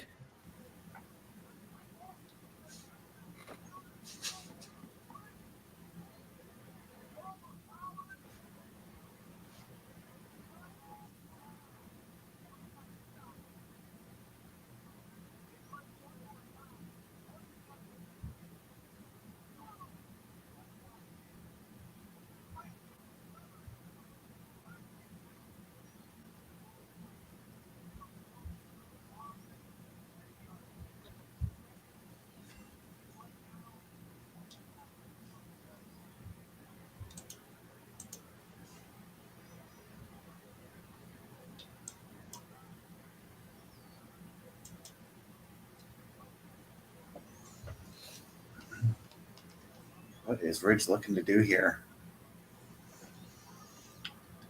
Crisscross will make you jump. Jump.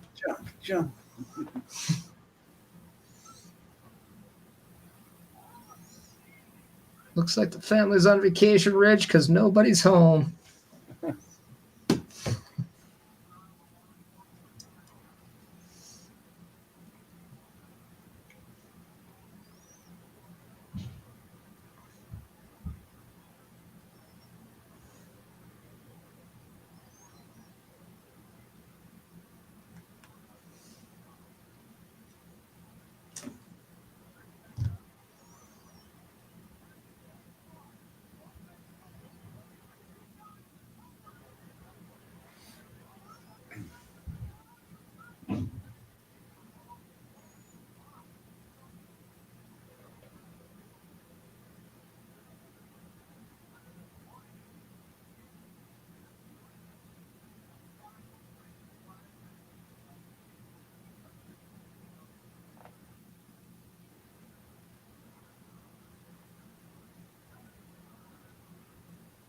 Well, the crowd is right. This is a pretty awesome title match.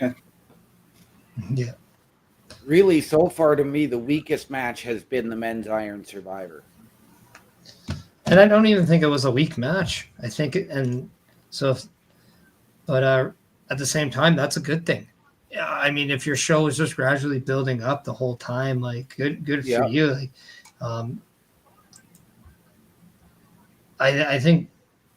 I think this definitely shows you the strength of what we have in the WWE or what they have in the WWE. I'm not part of it.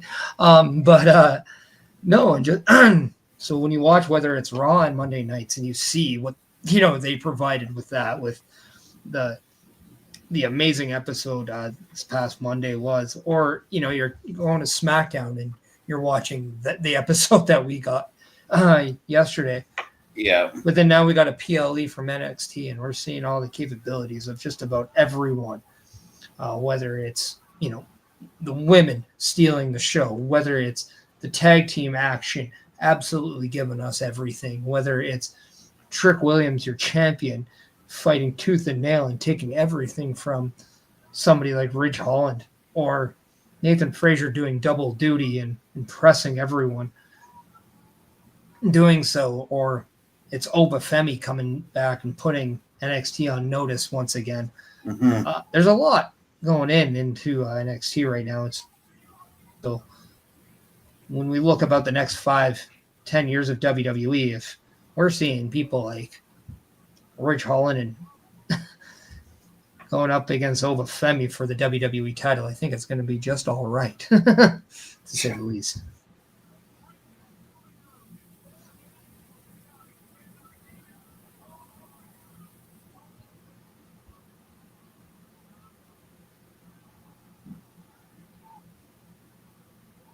What I'm liking about this time of year, especially this year, is if you had come to me like 4 years ago and watched wrestling with me, there would have been like a lull between, because there's always that lull between Survivor Series and the Royal Rumble. This year, there really hasn't been. And I know that we're a week out from Survivor Series, but it really still feels like that there won't be, you know? Well, I don't think they can afford it. There's always something next in the world of WWE. Bobby Lashley stated on the Chris Van Vliet podcast that he doesn't think. Wow.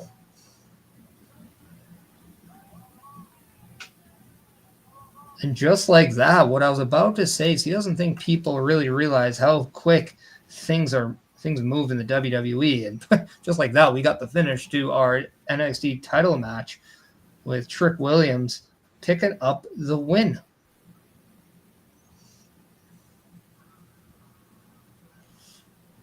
So it looks like it could very well be Obafemi and Trick Williams at New Year's Evil. Mm-hmm.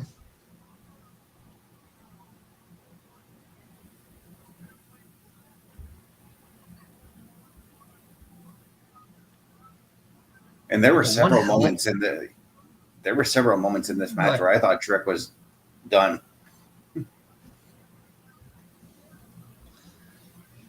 And just when you thought that, Ridge Holland, was going to have that opportunity, he may have fallen short in the match, but his performance stands alone. That was a very dominating performance by Ridge Holland, and you can't say enough about the resilience with your champion Trick Williams, but you have to ask yourself what is next with both men. It might be easy to say Obafemi for Trick Williams, but what is next for Ridge Holland? And that's going to be a very intriguing kind of matchup. Now, I'll say this: with all the rumors aside, it's about who's to come in the window for, whether it's transfer window or even the relationship with NXT. How much right now with Josh Alexander versus Ridge Holland? Just absolute bang right now. Oh yeah. Wow. Talk about a dream match.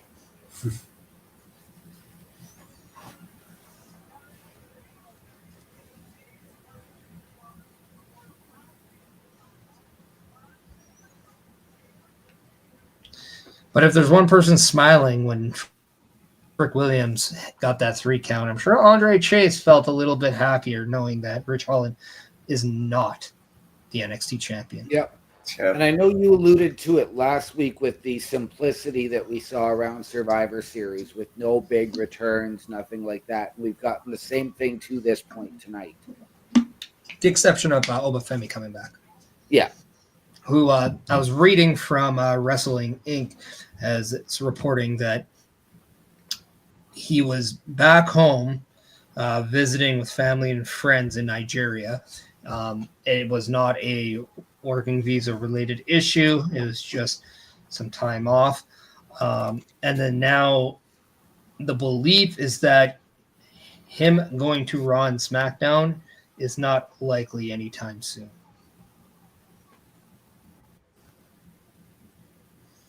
And that is just not as of Wrestling Inc., but also Fightful Select reporting it as well. Mm-hmm. Okay. He's still one of my choices to possibly get that call during the draft, and the draft is still like another 3 months away. You know. Yeah. Bobby, welcome back. Hopefully everything is all good, and next time you're on the phone, let them know that everyone from Turnbuckle Studios says hi. But right now is a great time to let everybody know that, yes, you might be checking out the PLE Patrol, but what you can do is you can find out a little bit more about the Turnbuckle Affiliation Program. And that is, if you want an introduction to podcasting, if you want an introduction to content creation, you could go and check out Turnbuckle Studios in the form of going to the link that is going on your ticker down below, affiliationprogram.my.canva.site.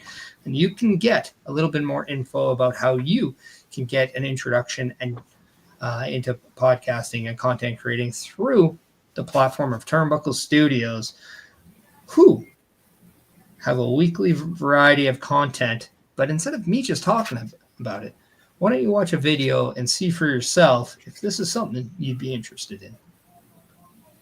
Turnbuckle Studios and the Turnbuckle Affiliation Program bring you the week of streams. All times are in Eastern Time. Monday nights you get the Locker Room Breakdown at 7 p.m., followed by the Raw Patrol at 8 p.m. Tuesday brings you the flagship show, Turnbuckle Talk, at 8:05 p.m. Wednesday we play games with the PlayStation Showcase at 8 p.m. Thursday we get a variety stream with the Boar's Nest at 8 p.m. Friday we game again with Unleashed, the Jessica Wilde story at 7 p.m. Following the game, join us for the SmackDown Security Detail at 8 p.m. The weekend brings you Saturday Night Gaming at 8 p.m. On Sunday be sure to catch the Chris Parrish podcast at 12:15 p.m. Be part of the shows and join the chat every day.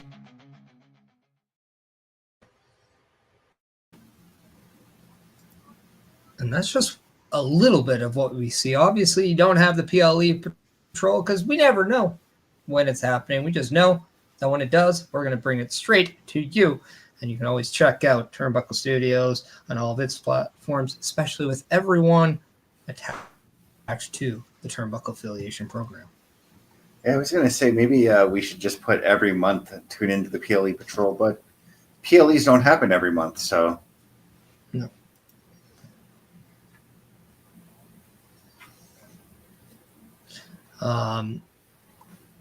Bobby's being asked what he wants for Christmas.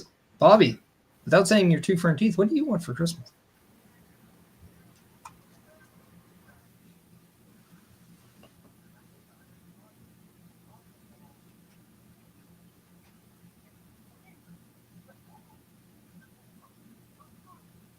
I actually know what I would like for Christmas, but I'm probably going to buy it after Christmas anyways.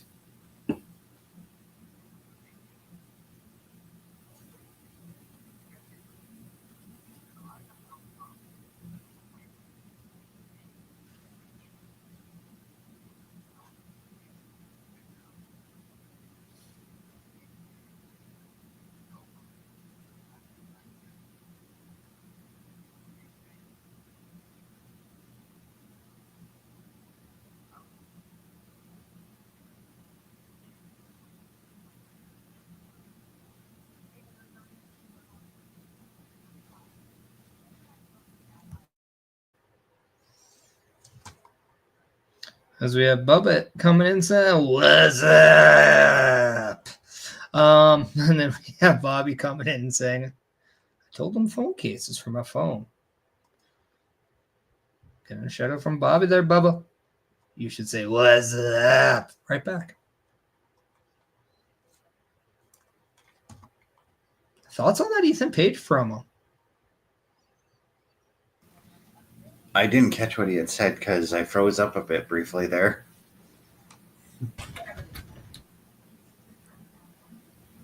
You're muted, OMD. So that's what he said. He said he didn't know where to go from here, how to get back to the top of the mountain. Took him 18 years to get here, and the one thing he knows now is he has no idea how to get back. And then asked, "What do you mean by that?" Before walking off, he said, "I don't know." So could we see a change to Ethan Page?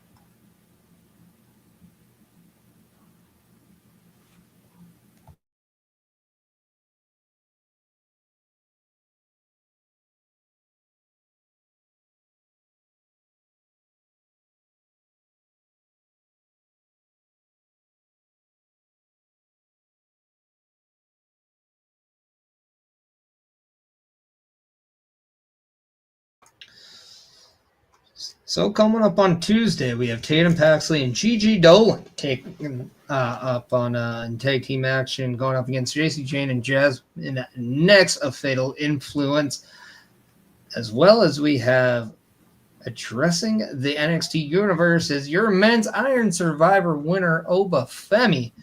What does the future of NXT look like with Oba Femi leading the charge to become NXT champion? Yes, and we just had an interesting promo from Tiffany Stratton, who said that maybe in Los Angeles it will be Tiffy time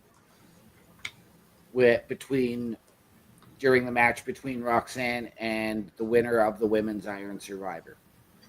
Yeah, can't see her cashing in on the NXT Championship, but definitely like the idea that it's being considered.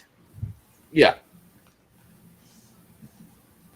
I do wonder, though, if we see, because of her history with that, do we maybe see Tiffy come back to do a guest referee spot? I mean, anything really is possible. But right now we're getting just a video about the Iron Survivor match and the list of the rules. Once again, in the Iron Survivor match, 2 competitors start the match, and after 5 minutes, a third, and then after another 5 minutes, a fourth, then another 5, it is a fifth. During this whole time, whoever scores a pinfall or submission, the person who takes said pin or submission spends 2 minutes into the penalty box. And for 25 minutes, this match will be going on, and the winner will be the one who has the most pinfall and submissions, falls, as they call it. As we now go to Mike Rome, who's going to announce who is starting off the Women's Iron Survivor match, which is your main event of the evening.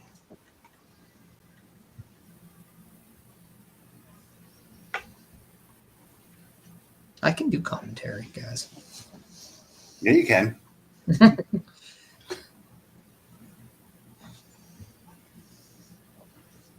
I just have to stay sober, but yeah, I can do it.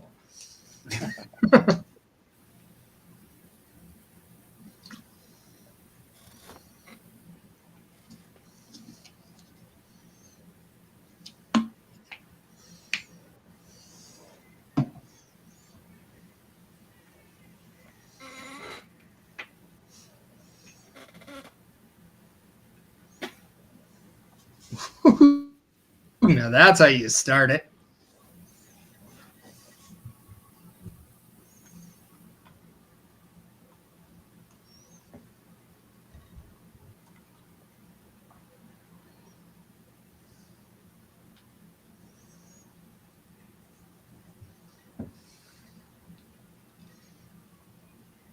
Oh, anyone? Yeah. Motions, reactions. Are we getting? We are streaming. Do we get? I don't think we're going to start with Giulia and Stephanie Vaquer. I think it's going to be a Wren Sinclair or a Ruca. Yeah. I mean, I would love Stephanie. I'm not gonna lie. What a way to start your Iron Survivor match. Best? I'm going to go with Zaria possibly starting it off with Giulia. Okay. Imagine if it's Stephanie or Zaria, and then your third is the other one. Oh, no. It is Wren Sinclair. Bobby is rooting for Sol Ruca in this match. Let's poll everyone here. Best, starting with you. Who is winning the Women's Iron Survivor match? I got my money on Giulia. OMD? I'm going to take Steph Vaquer. Yeah. That's who I think as well. I do know that you were kind of going towards Roxanne and Stephanie with potentially doing Cora Jade and Giulia at some point. Right. Now, I do think Sol Ruca is a dark horse in this match, but I, like you said, Zaria and Wren Sinclair. I think Zaria too I think she should be more of a favorite than maybe what she is getting. See, and I have Wren as my dark horse. Just because, and I thought we were going to see the tag team titles switch even before the tag title match to make North Quarter Catch Crew that dominant NXT faction. Yeah, and they still can be. It might just not be right now. Yeah. Because I don't see anyone in that group going to a Raw or SmackDown anytime soon. I do think that they stay in NXT. Yeah, I'm with you there. I think if you're going to see any group from NXT going to a Raw or a SmackDown, it's the D'Angelo family.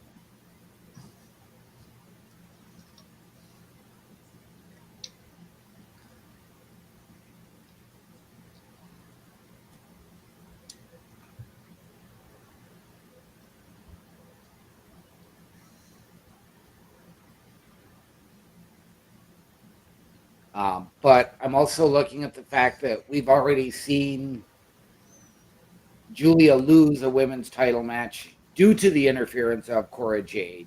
Mm-hmm. So I think that you're going to get that little bit of a feud first while Steph challenges Roxanne. So mirroring exactly what I said. Okay. Yeah, no, I think that's logical.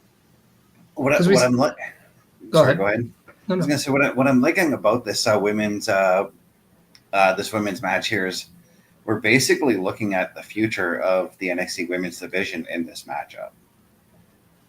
Potentially too, because the one thing we don't know is are people like Giulia, Stephanie, Zaria going to be in NXT for a while? And if they are, then yeah, you're absolutely right. Like, what a way to tattoo the next generation of women in NXT. And that's something that, just from the beginning, it was always amazing to see the women division evolve. So just when you thought, 2 to 3 women are going towards a Raw or SmackDown, and they're at that time being called up and going somewhere else and no longer going to be a part of NXT. We always saw this regenesis of the division.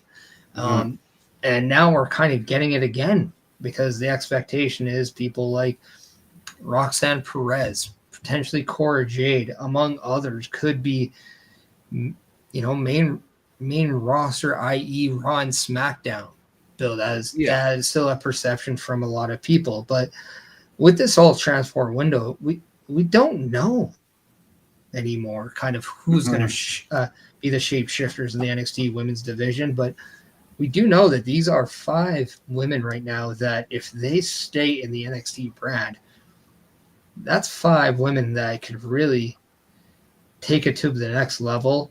And then we're still talking about Cora Jade, Roxanne Perez. We're still talking about Kalani Jordan. We're still talking about Jaida Parker and Lola Vice, among others. Yeah. You almost could have a Royal Rumble of just NXT women. Yeah. Right? Because I remember last year when we all thought Roxanne Perez was going to get the call up from the draft, and she didn't. I remember. I said no. I remember saying no. I remember saying no 2 years ago when she did go into the Royal Rumble match. Because I remember thinking to myself as well, like, okay, if she did get called up, who fills those shoes? And I couldn't think of anybody at that time. Now we've got that group of women who can fill those shoes when she finally gets that move, you know? Well, yeah. Now we got like if you. The one nice thing is there's patience with Roxanne Perez. You allowed her to go into that heel role and kind of shine. You allowed the growing pains to end, and now you're seeing kind of her in her prime in this role of at least this chapter of it, right? Mm-hmm. And then now if she is to go somewhere else, we still have any 5 of these women. We still have any of the women I said, but here are 3 women that I haven't said: Fallon Henley, Jasmine Nix, and then Gigi Dolan, Tatum Paxley, JC Jane. We have Wendy Chu, who is doing stuff. Yeah, and that's the thing. We don't know what she's going to be doing next. Right. And on top of that, we don't know if we're going to see anybody head back towards NXT. Like maybe a Natalia goes to NXT. But right now, Sol Ruca is your 3rd woman in the Iron Survivor match.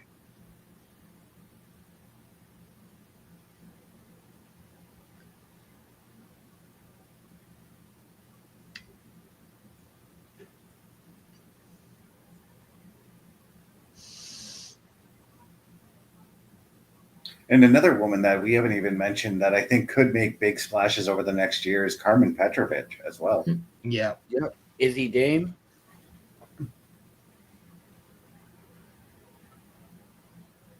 And then we still haven't even talked about the rumor Jordan Grace, if the rumors are true, and that is her potentially joining WWE after her contract with TNA goes. Right. Or expires.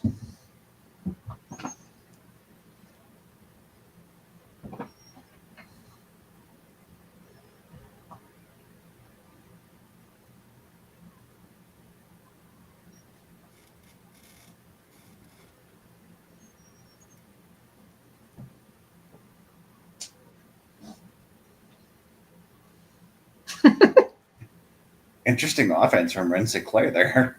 Yep. More interesting from Giulia. But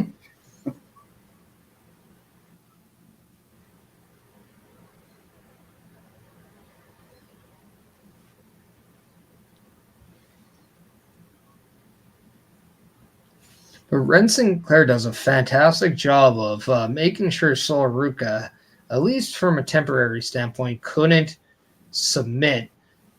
Playing defense in a position where it doesn't help anyone other than Giulia if Sol Ruca taps out. So smart job by Wren Sinclair there. Yeah.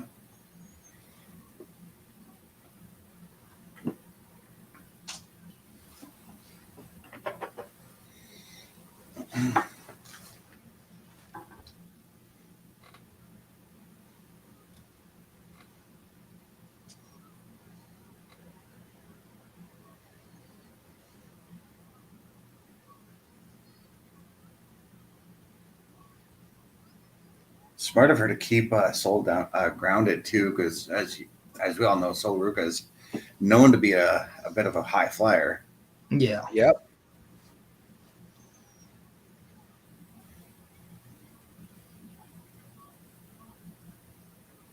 Especially since she has that flipping stunner maneuver off the corner as her finisher. Yep. It's not actually a stunner; it's a cutter. It looks more like a stunner to me sometimes. No, that was Ember Moon or Athena. Yep. No, I'm talking about Sol Ruca. I know. I'm not talking about Ember Moon. Yeah, we're just saying that it's a cutter. That's it. But I do see where you're coming from, though, Best, with Sol Ruca's finisher. Yeah, because there's been times where she, flip over and sit on her ass and then hit the move. making it look more like a stunner.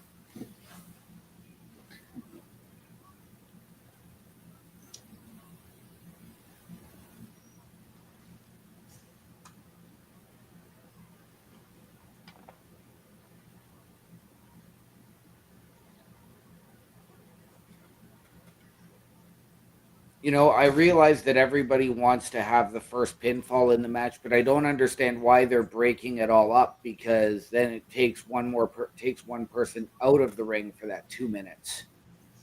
I think that's kind of it, though, too. Like, you want to maximize your ability to be in the lead. You don't want to fall behind early, and I think it's a strategic point too, because I mean, you might have a 50% chance of getting the next fall, but you also have a 50% chance of having the fall go up against you when there's 3 people. So as much chances as it is increasing, as we are about to get our 4th person, and we also got our first fall as well. Yeah. Yes, we did. As it is Zaria coming down. Yeah, and when you want to go after that first fall, it's kind of like in hockey, right? You want to get that first goal so that you have the momentum for yourself or your team, right? Yeah. So. And Giulia getting that first fall on Wren Sinclair. She is up 1-0 on the board right now, as Zaria is in the match, as she has taken it to both Ruca and Giulia as we speak. And yeah, quickly it's turned, but now we talked about the potential Jordynne Grace coming to the WWE. I kind of want to see her and Zaria go at it. I mean, sometimes they got to do a double look, because I almost think I'm seeing Jordynne Grace when I see Zaria at times. Yeah. I can understand that. I see a lot of Beth Phoenix in Zaria. Yeah, I'm just based on their attire. Yeah. Ooh, and smart move there by Giulia and by Zaria, rolling out of the way as Ruca hit her variation of a cutter on both. Honestly, in this match, I think that Giulia probably needs a little more time to acclimate to the North American style of wrestling. And Wren Sinclair goes right back to the box.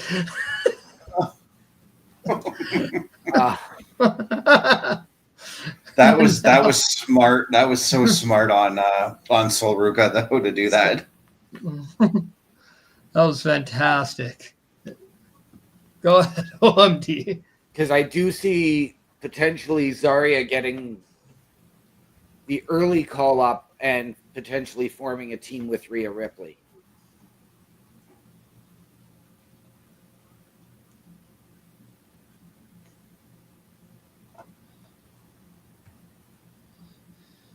Now, Well, I mean, they've already established their friendship, so. Yep, and they're both from Adelaide, from the same hometown. So yeah, but we've also seen Rhea Ripley and one Io Sky kind of chum it up very much.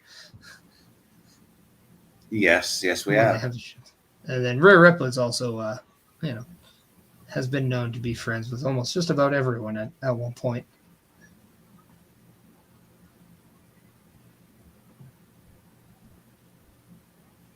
With the exception of Raquel Rodriguez, whom she'll be taking on this Monday night as we do the Raw Patrol. Well, not currently. However, in the past, there has been interviews where both Raquel Rodriguez and Rhea Ripley wanted to form a tag team while they were both in NXT at one point. Wren Sinclair is back out once again, and she has lasted longer this time around, but can't seem to get anybody in the ring. Oh.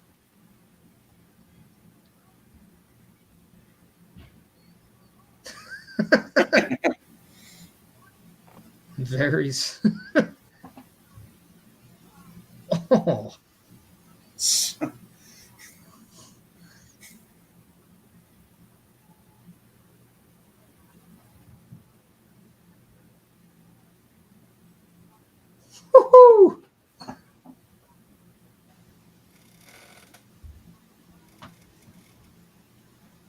Damn.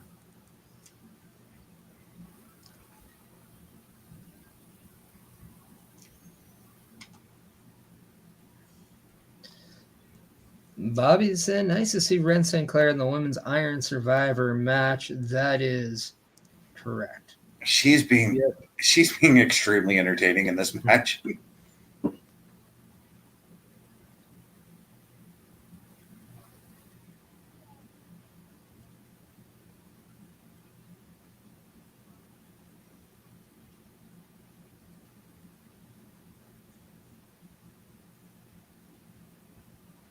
She's kind of giving off Chelsea Green in the Royal Rumble vibes to me in this match. The 15 minutes is hit. Stephanie Vaquer is on her way to the ring.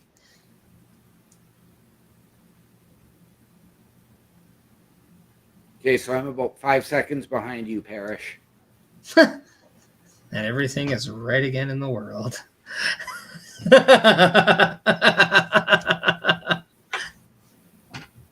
But I wasn't saying anything that was shocking. She was the only one not in the match. Exactly. Yeah. It was to be expected.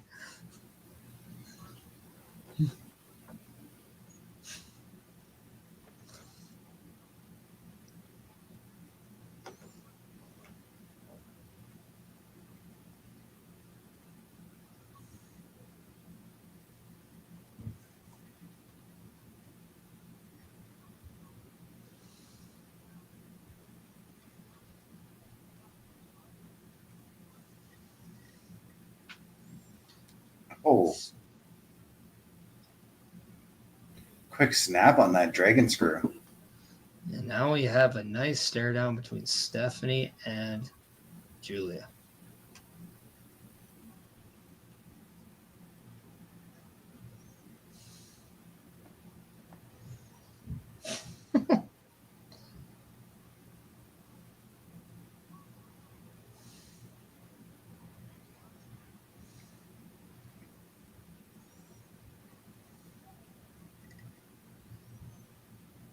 Oh, that was beautiful. Yeah.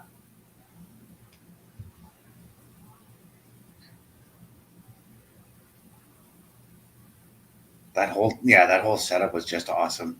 Yeah.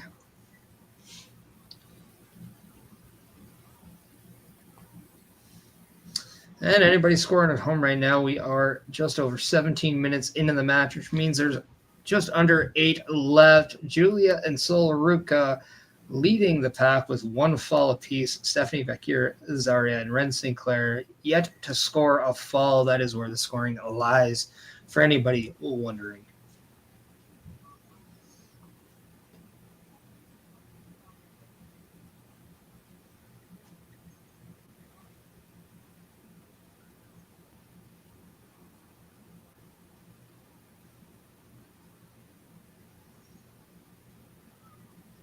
As 3, 2, 1, and that has changed as Zaria has now picked up a fall. Now you're hitting the spoilers, Parrish. You said 5 seconds, and I actually I just counted. got the spoiler. Dude, you gotta learn your time. You gotta learn your time. I went by the clock. I went by counting out loud. Yeah. He literally counted to 5 for that reason, dude. I never heard him. As Myles Borne, not the only one, partially deaf, as we scanned earlier. So you're about 10 seconds behind.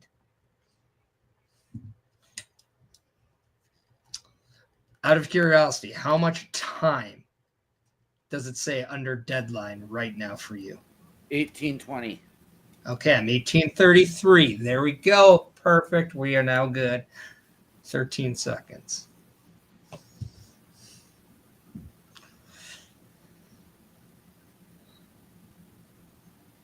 That's where are you at right now? 1841. Okay, so I'm 10 seconds above you. That's weird. Things have really turned in the last week or two. Oh, sorry. I hit fast forward. Now I'm at 1907. Yeah, okay, yeah. I mean, like, we should be the same. We're watching on the Mm-hmm. same thing. I'm also not hardwired for my PS4, which I should be, so I'm watching it off Wi-Fi on my PS4. Ah,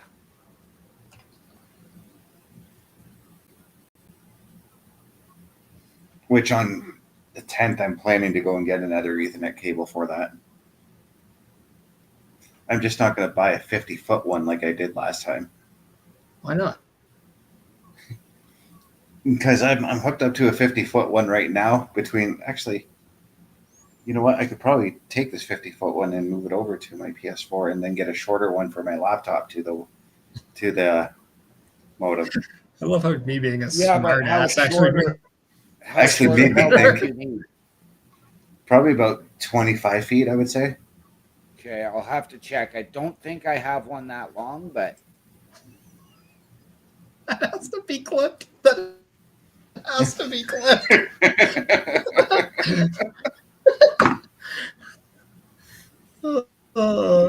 One could say that that's the short.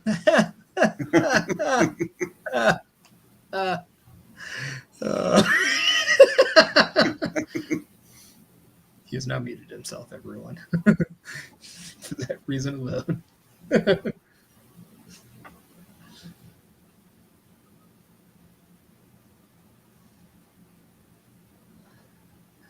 As business is picking up with just under 5 minutes to go, as OMD is about to realize we had a close call there.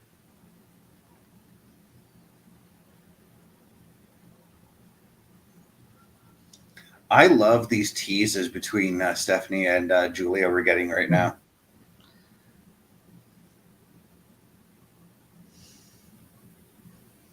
Well, I mean, it was being kind of pegged as, they are friends, they are good friends, but, at one point they're going to have to fight each other. And that was definitely brought to our attention by Roxanne Perez on Tuesday. And that's exactly what we're getting at this point right now in the match. Yeah. But it is Stephanie Vaquer right now who doesn't have a fall.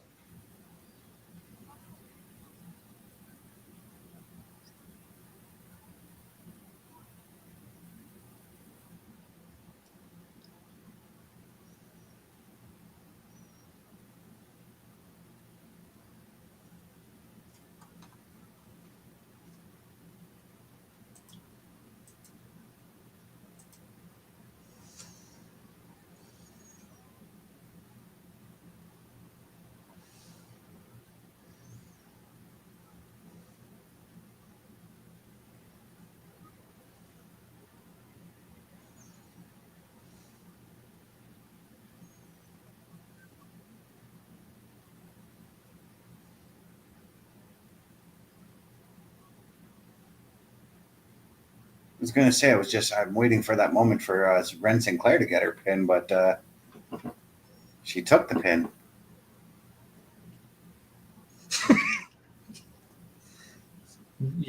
Really? Didn't say who did. Who It doesn't matter, man. You kind of put it out there. And I slowed my sentence down long enough. No, you didn't. No, I did. No, you didn't. no, you didn't. I Yes, said I it. did. We already said it was 13 seconds between the two of us. So that means it's 13 seconds between the two of you two as well. And that was not a 13 Well, regardless, the pin doesn't actually equate to the overall result of the match. So No, but you know what's happening when you watch her. Blanket statements are your friend. This Raw on Netflix thing is going to be fun. Yes.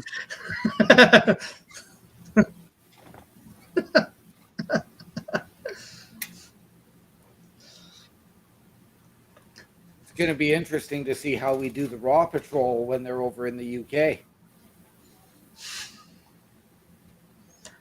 Right, Bobby? Right. And that's all right, because OMD spoiled me earlier today, so revenge is a best served cold.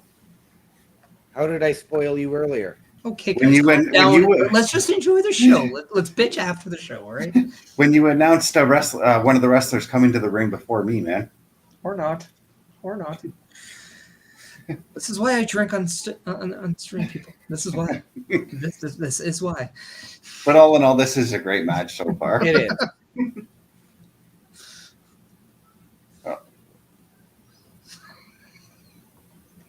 Okay.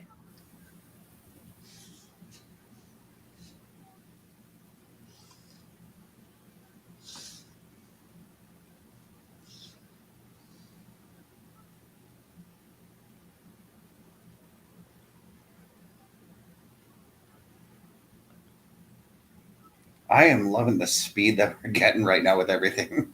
Right.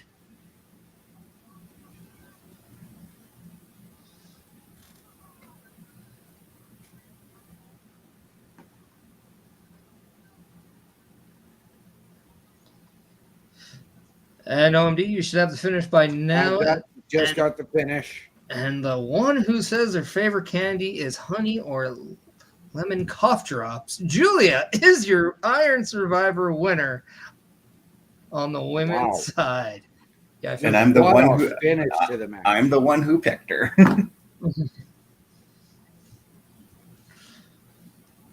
Part of me is going to go. It's funny because I didn't want to pick Wren Sinclair because I didn't think that was going to be an option. I didn't think Zaria was going to be one. And I'm like, how do I make things just different? Because you said Giulia. I was going to go. And then Bobby had to pick Soul Ruca. I'm like, damn it. I just wanted to be different. Well, I had Steph to win, but Wren was my dark horse.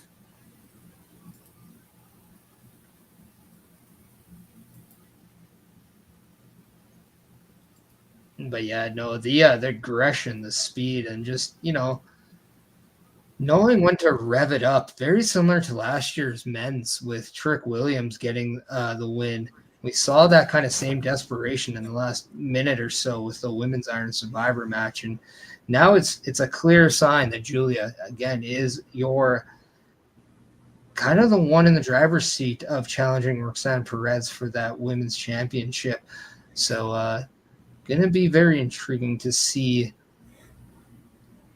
kind of how that goes. But, as you said earlier, Bess, just the future of this women's division. If this is what to expect on a nightly basis, I mean, sign me up. Mm-hmm. Yeah. I think one of my favorite things about that finish was how Soul Ruca, you could tell, like, as you're watching her at the penalty box, you're watching like her dreams just basically slip away. And now I've got to wonder how she's going to react to all of this now. Well, and from what I understand, though, it's when there's a tie, I want to say it's not whoever is tied is in your tiebreaker. I think it's everyone. Mm-hmm. So I think that's kind of the thing. I think she wanted to see Stephanie get that pinfall just to kind of continue the match. If I'm not mistaken, and that's how we have it as we get now, kind of those graphics with the confetti flying down, Giulia standing in the ring, your champion, everyone watching on, doesn't appear to have anything happen. So with that kind of being said, that is your NXT deadline. How did you guys think the show went? What stood out to you? And let's kind of have some fun. Who was your MVP of the night? My MVP of the night, I'm going to go with Axiom. And I'm not a huge fan of high flyers, but for me, the way he carried that match and the way that match went, and that for me, that tag title match was my match of the night. But Axiom. Right. Best. I got to go with Ethan Page. I found everything that he was doing, especially the stuff with Obafemi, was just top-notch fun. And now I'm curious again to see where he's going to go based off that promo we saw after that match. All right. And for me, I thought the Underground match was the my match of the night, and I'm going to take the winner, Lola Vice, as I thought Jaida Parker was a close second, but I mean, I'm going to have to give it to those girls. I thought they did a hell of a job. You have the one match that is a little different than anything else. It's a little bit more untraditional in the sense of pro wrestling. In fact, it really isn't a wrestling match, and I thought they hit a home run with it. Bobby Badito is definitely saying Obafemi is his MVP, but I mean, we're talking home runs and nothing short than Kirby Puckett over there in that field in the background in Minnesota. Yeah, home run NXT Deadline it was tonight. Oh, yeah. Yes. That's right. Kirby freaking Puckett reference. How about that? That was a deep grab there.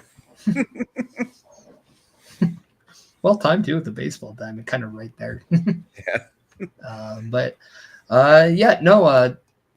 In one last effort, let's kind of just plug the affiliation program once again. If you guys want your introduction to podcasting and content creation, look no further than the Turnbuckle Studios, and it's a Turnbuckle affiliation program. You can check that out at affiliationprogram.my.canva.site, and you can get yourself potentially on that weekly calendar video, but also maybe your logo can be in one of these corners as well, as we're seeing all different variations of what comes with an opportunity that Turnbuckle Studios can provide. And with that being said, Chris Best, what about them socials? Let's start with you. Where can the people find you, and what do you have going on? Okay, so you can find me at my link tree, lanktr.ee/Chris_best83. You'll find me next on Monday night. Yes, I finally get a day off from streaming tomorrow. As we do the Raw Patrol. A programming note, next week's episode of Saturday Night Gaming will also be a pre-recorded episode because we've got yet another PLE Patrol with Saturday night's main event coming. All right. OMD, where can the people find you, my friend? The people, they can find me at my link tree. That is linktr.ee/OMD show. Visually, they can see me Monday at 7 with the Locker Room Breakdown, followed by the Raw Patrol at 8 o'clock. Awesome. And to you. Awesome. Well, thank you. And you can follow me at, I mean, if you've heard enough about Linktree, then I apologize because we all kind of followed in the footsteps of Card Carter fell, and we got ourselves a Linktree. But mine says Chris Parrish instead of anything else. And you can really check out the 5. I mean, there are, 5 is a good number, right? You have the amount of cups, though. Oilers have won. But there's also 5 ways to watch the Chris Parrish podcast every Sunday at 12:15 p.m. Eastern time. And that is through my YouTube. That is through my Twitch, my X, my Instagram, and my Facebook. And you're going to have a lot of fun as we talk a little bit about Deadline. We're going to review a little bit Deadline, more of my thoughts about that. I'm going to pick a fantasy lineup on the fantasy football thing of pro wrestlers. And then we're going to talk a little bit about the Women's Intercontinental Championship. So you don't want to miss that. And if by chance you thought that was a little too much for your ear holes, well, guess what? I got a solution for you. You can go to rogueenergy.com, use the promo code PARISH, and save yourself 10% off your order. Because when you're done and you're thirsty and you want to get yourself a bevy from the adult establishment, make sure you're checking out Beercade YEG locally at 105 482nd Ave, as they have an amazing amount of specials stuff going on. So make sure you're checking them out over on the Facebook and the Instagram, as well on the X. All right. And on that note, OMD, what are those famous words that we like to go out on? In the immortal words of our fearless leader, Carl Carafel, ladies and gentlemen, the world is a scary place. Take care of each other. from all of us here at Turnbuckle Studios and the Turnbuckle Affiliation Program, to those of you out there, wherever you are, good night, good luck, we out.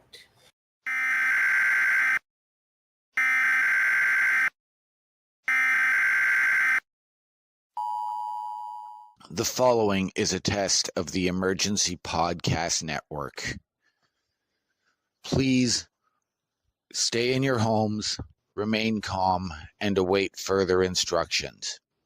The PLE Patrol will be with you momentarily.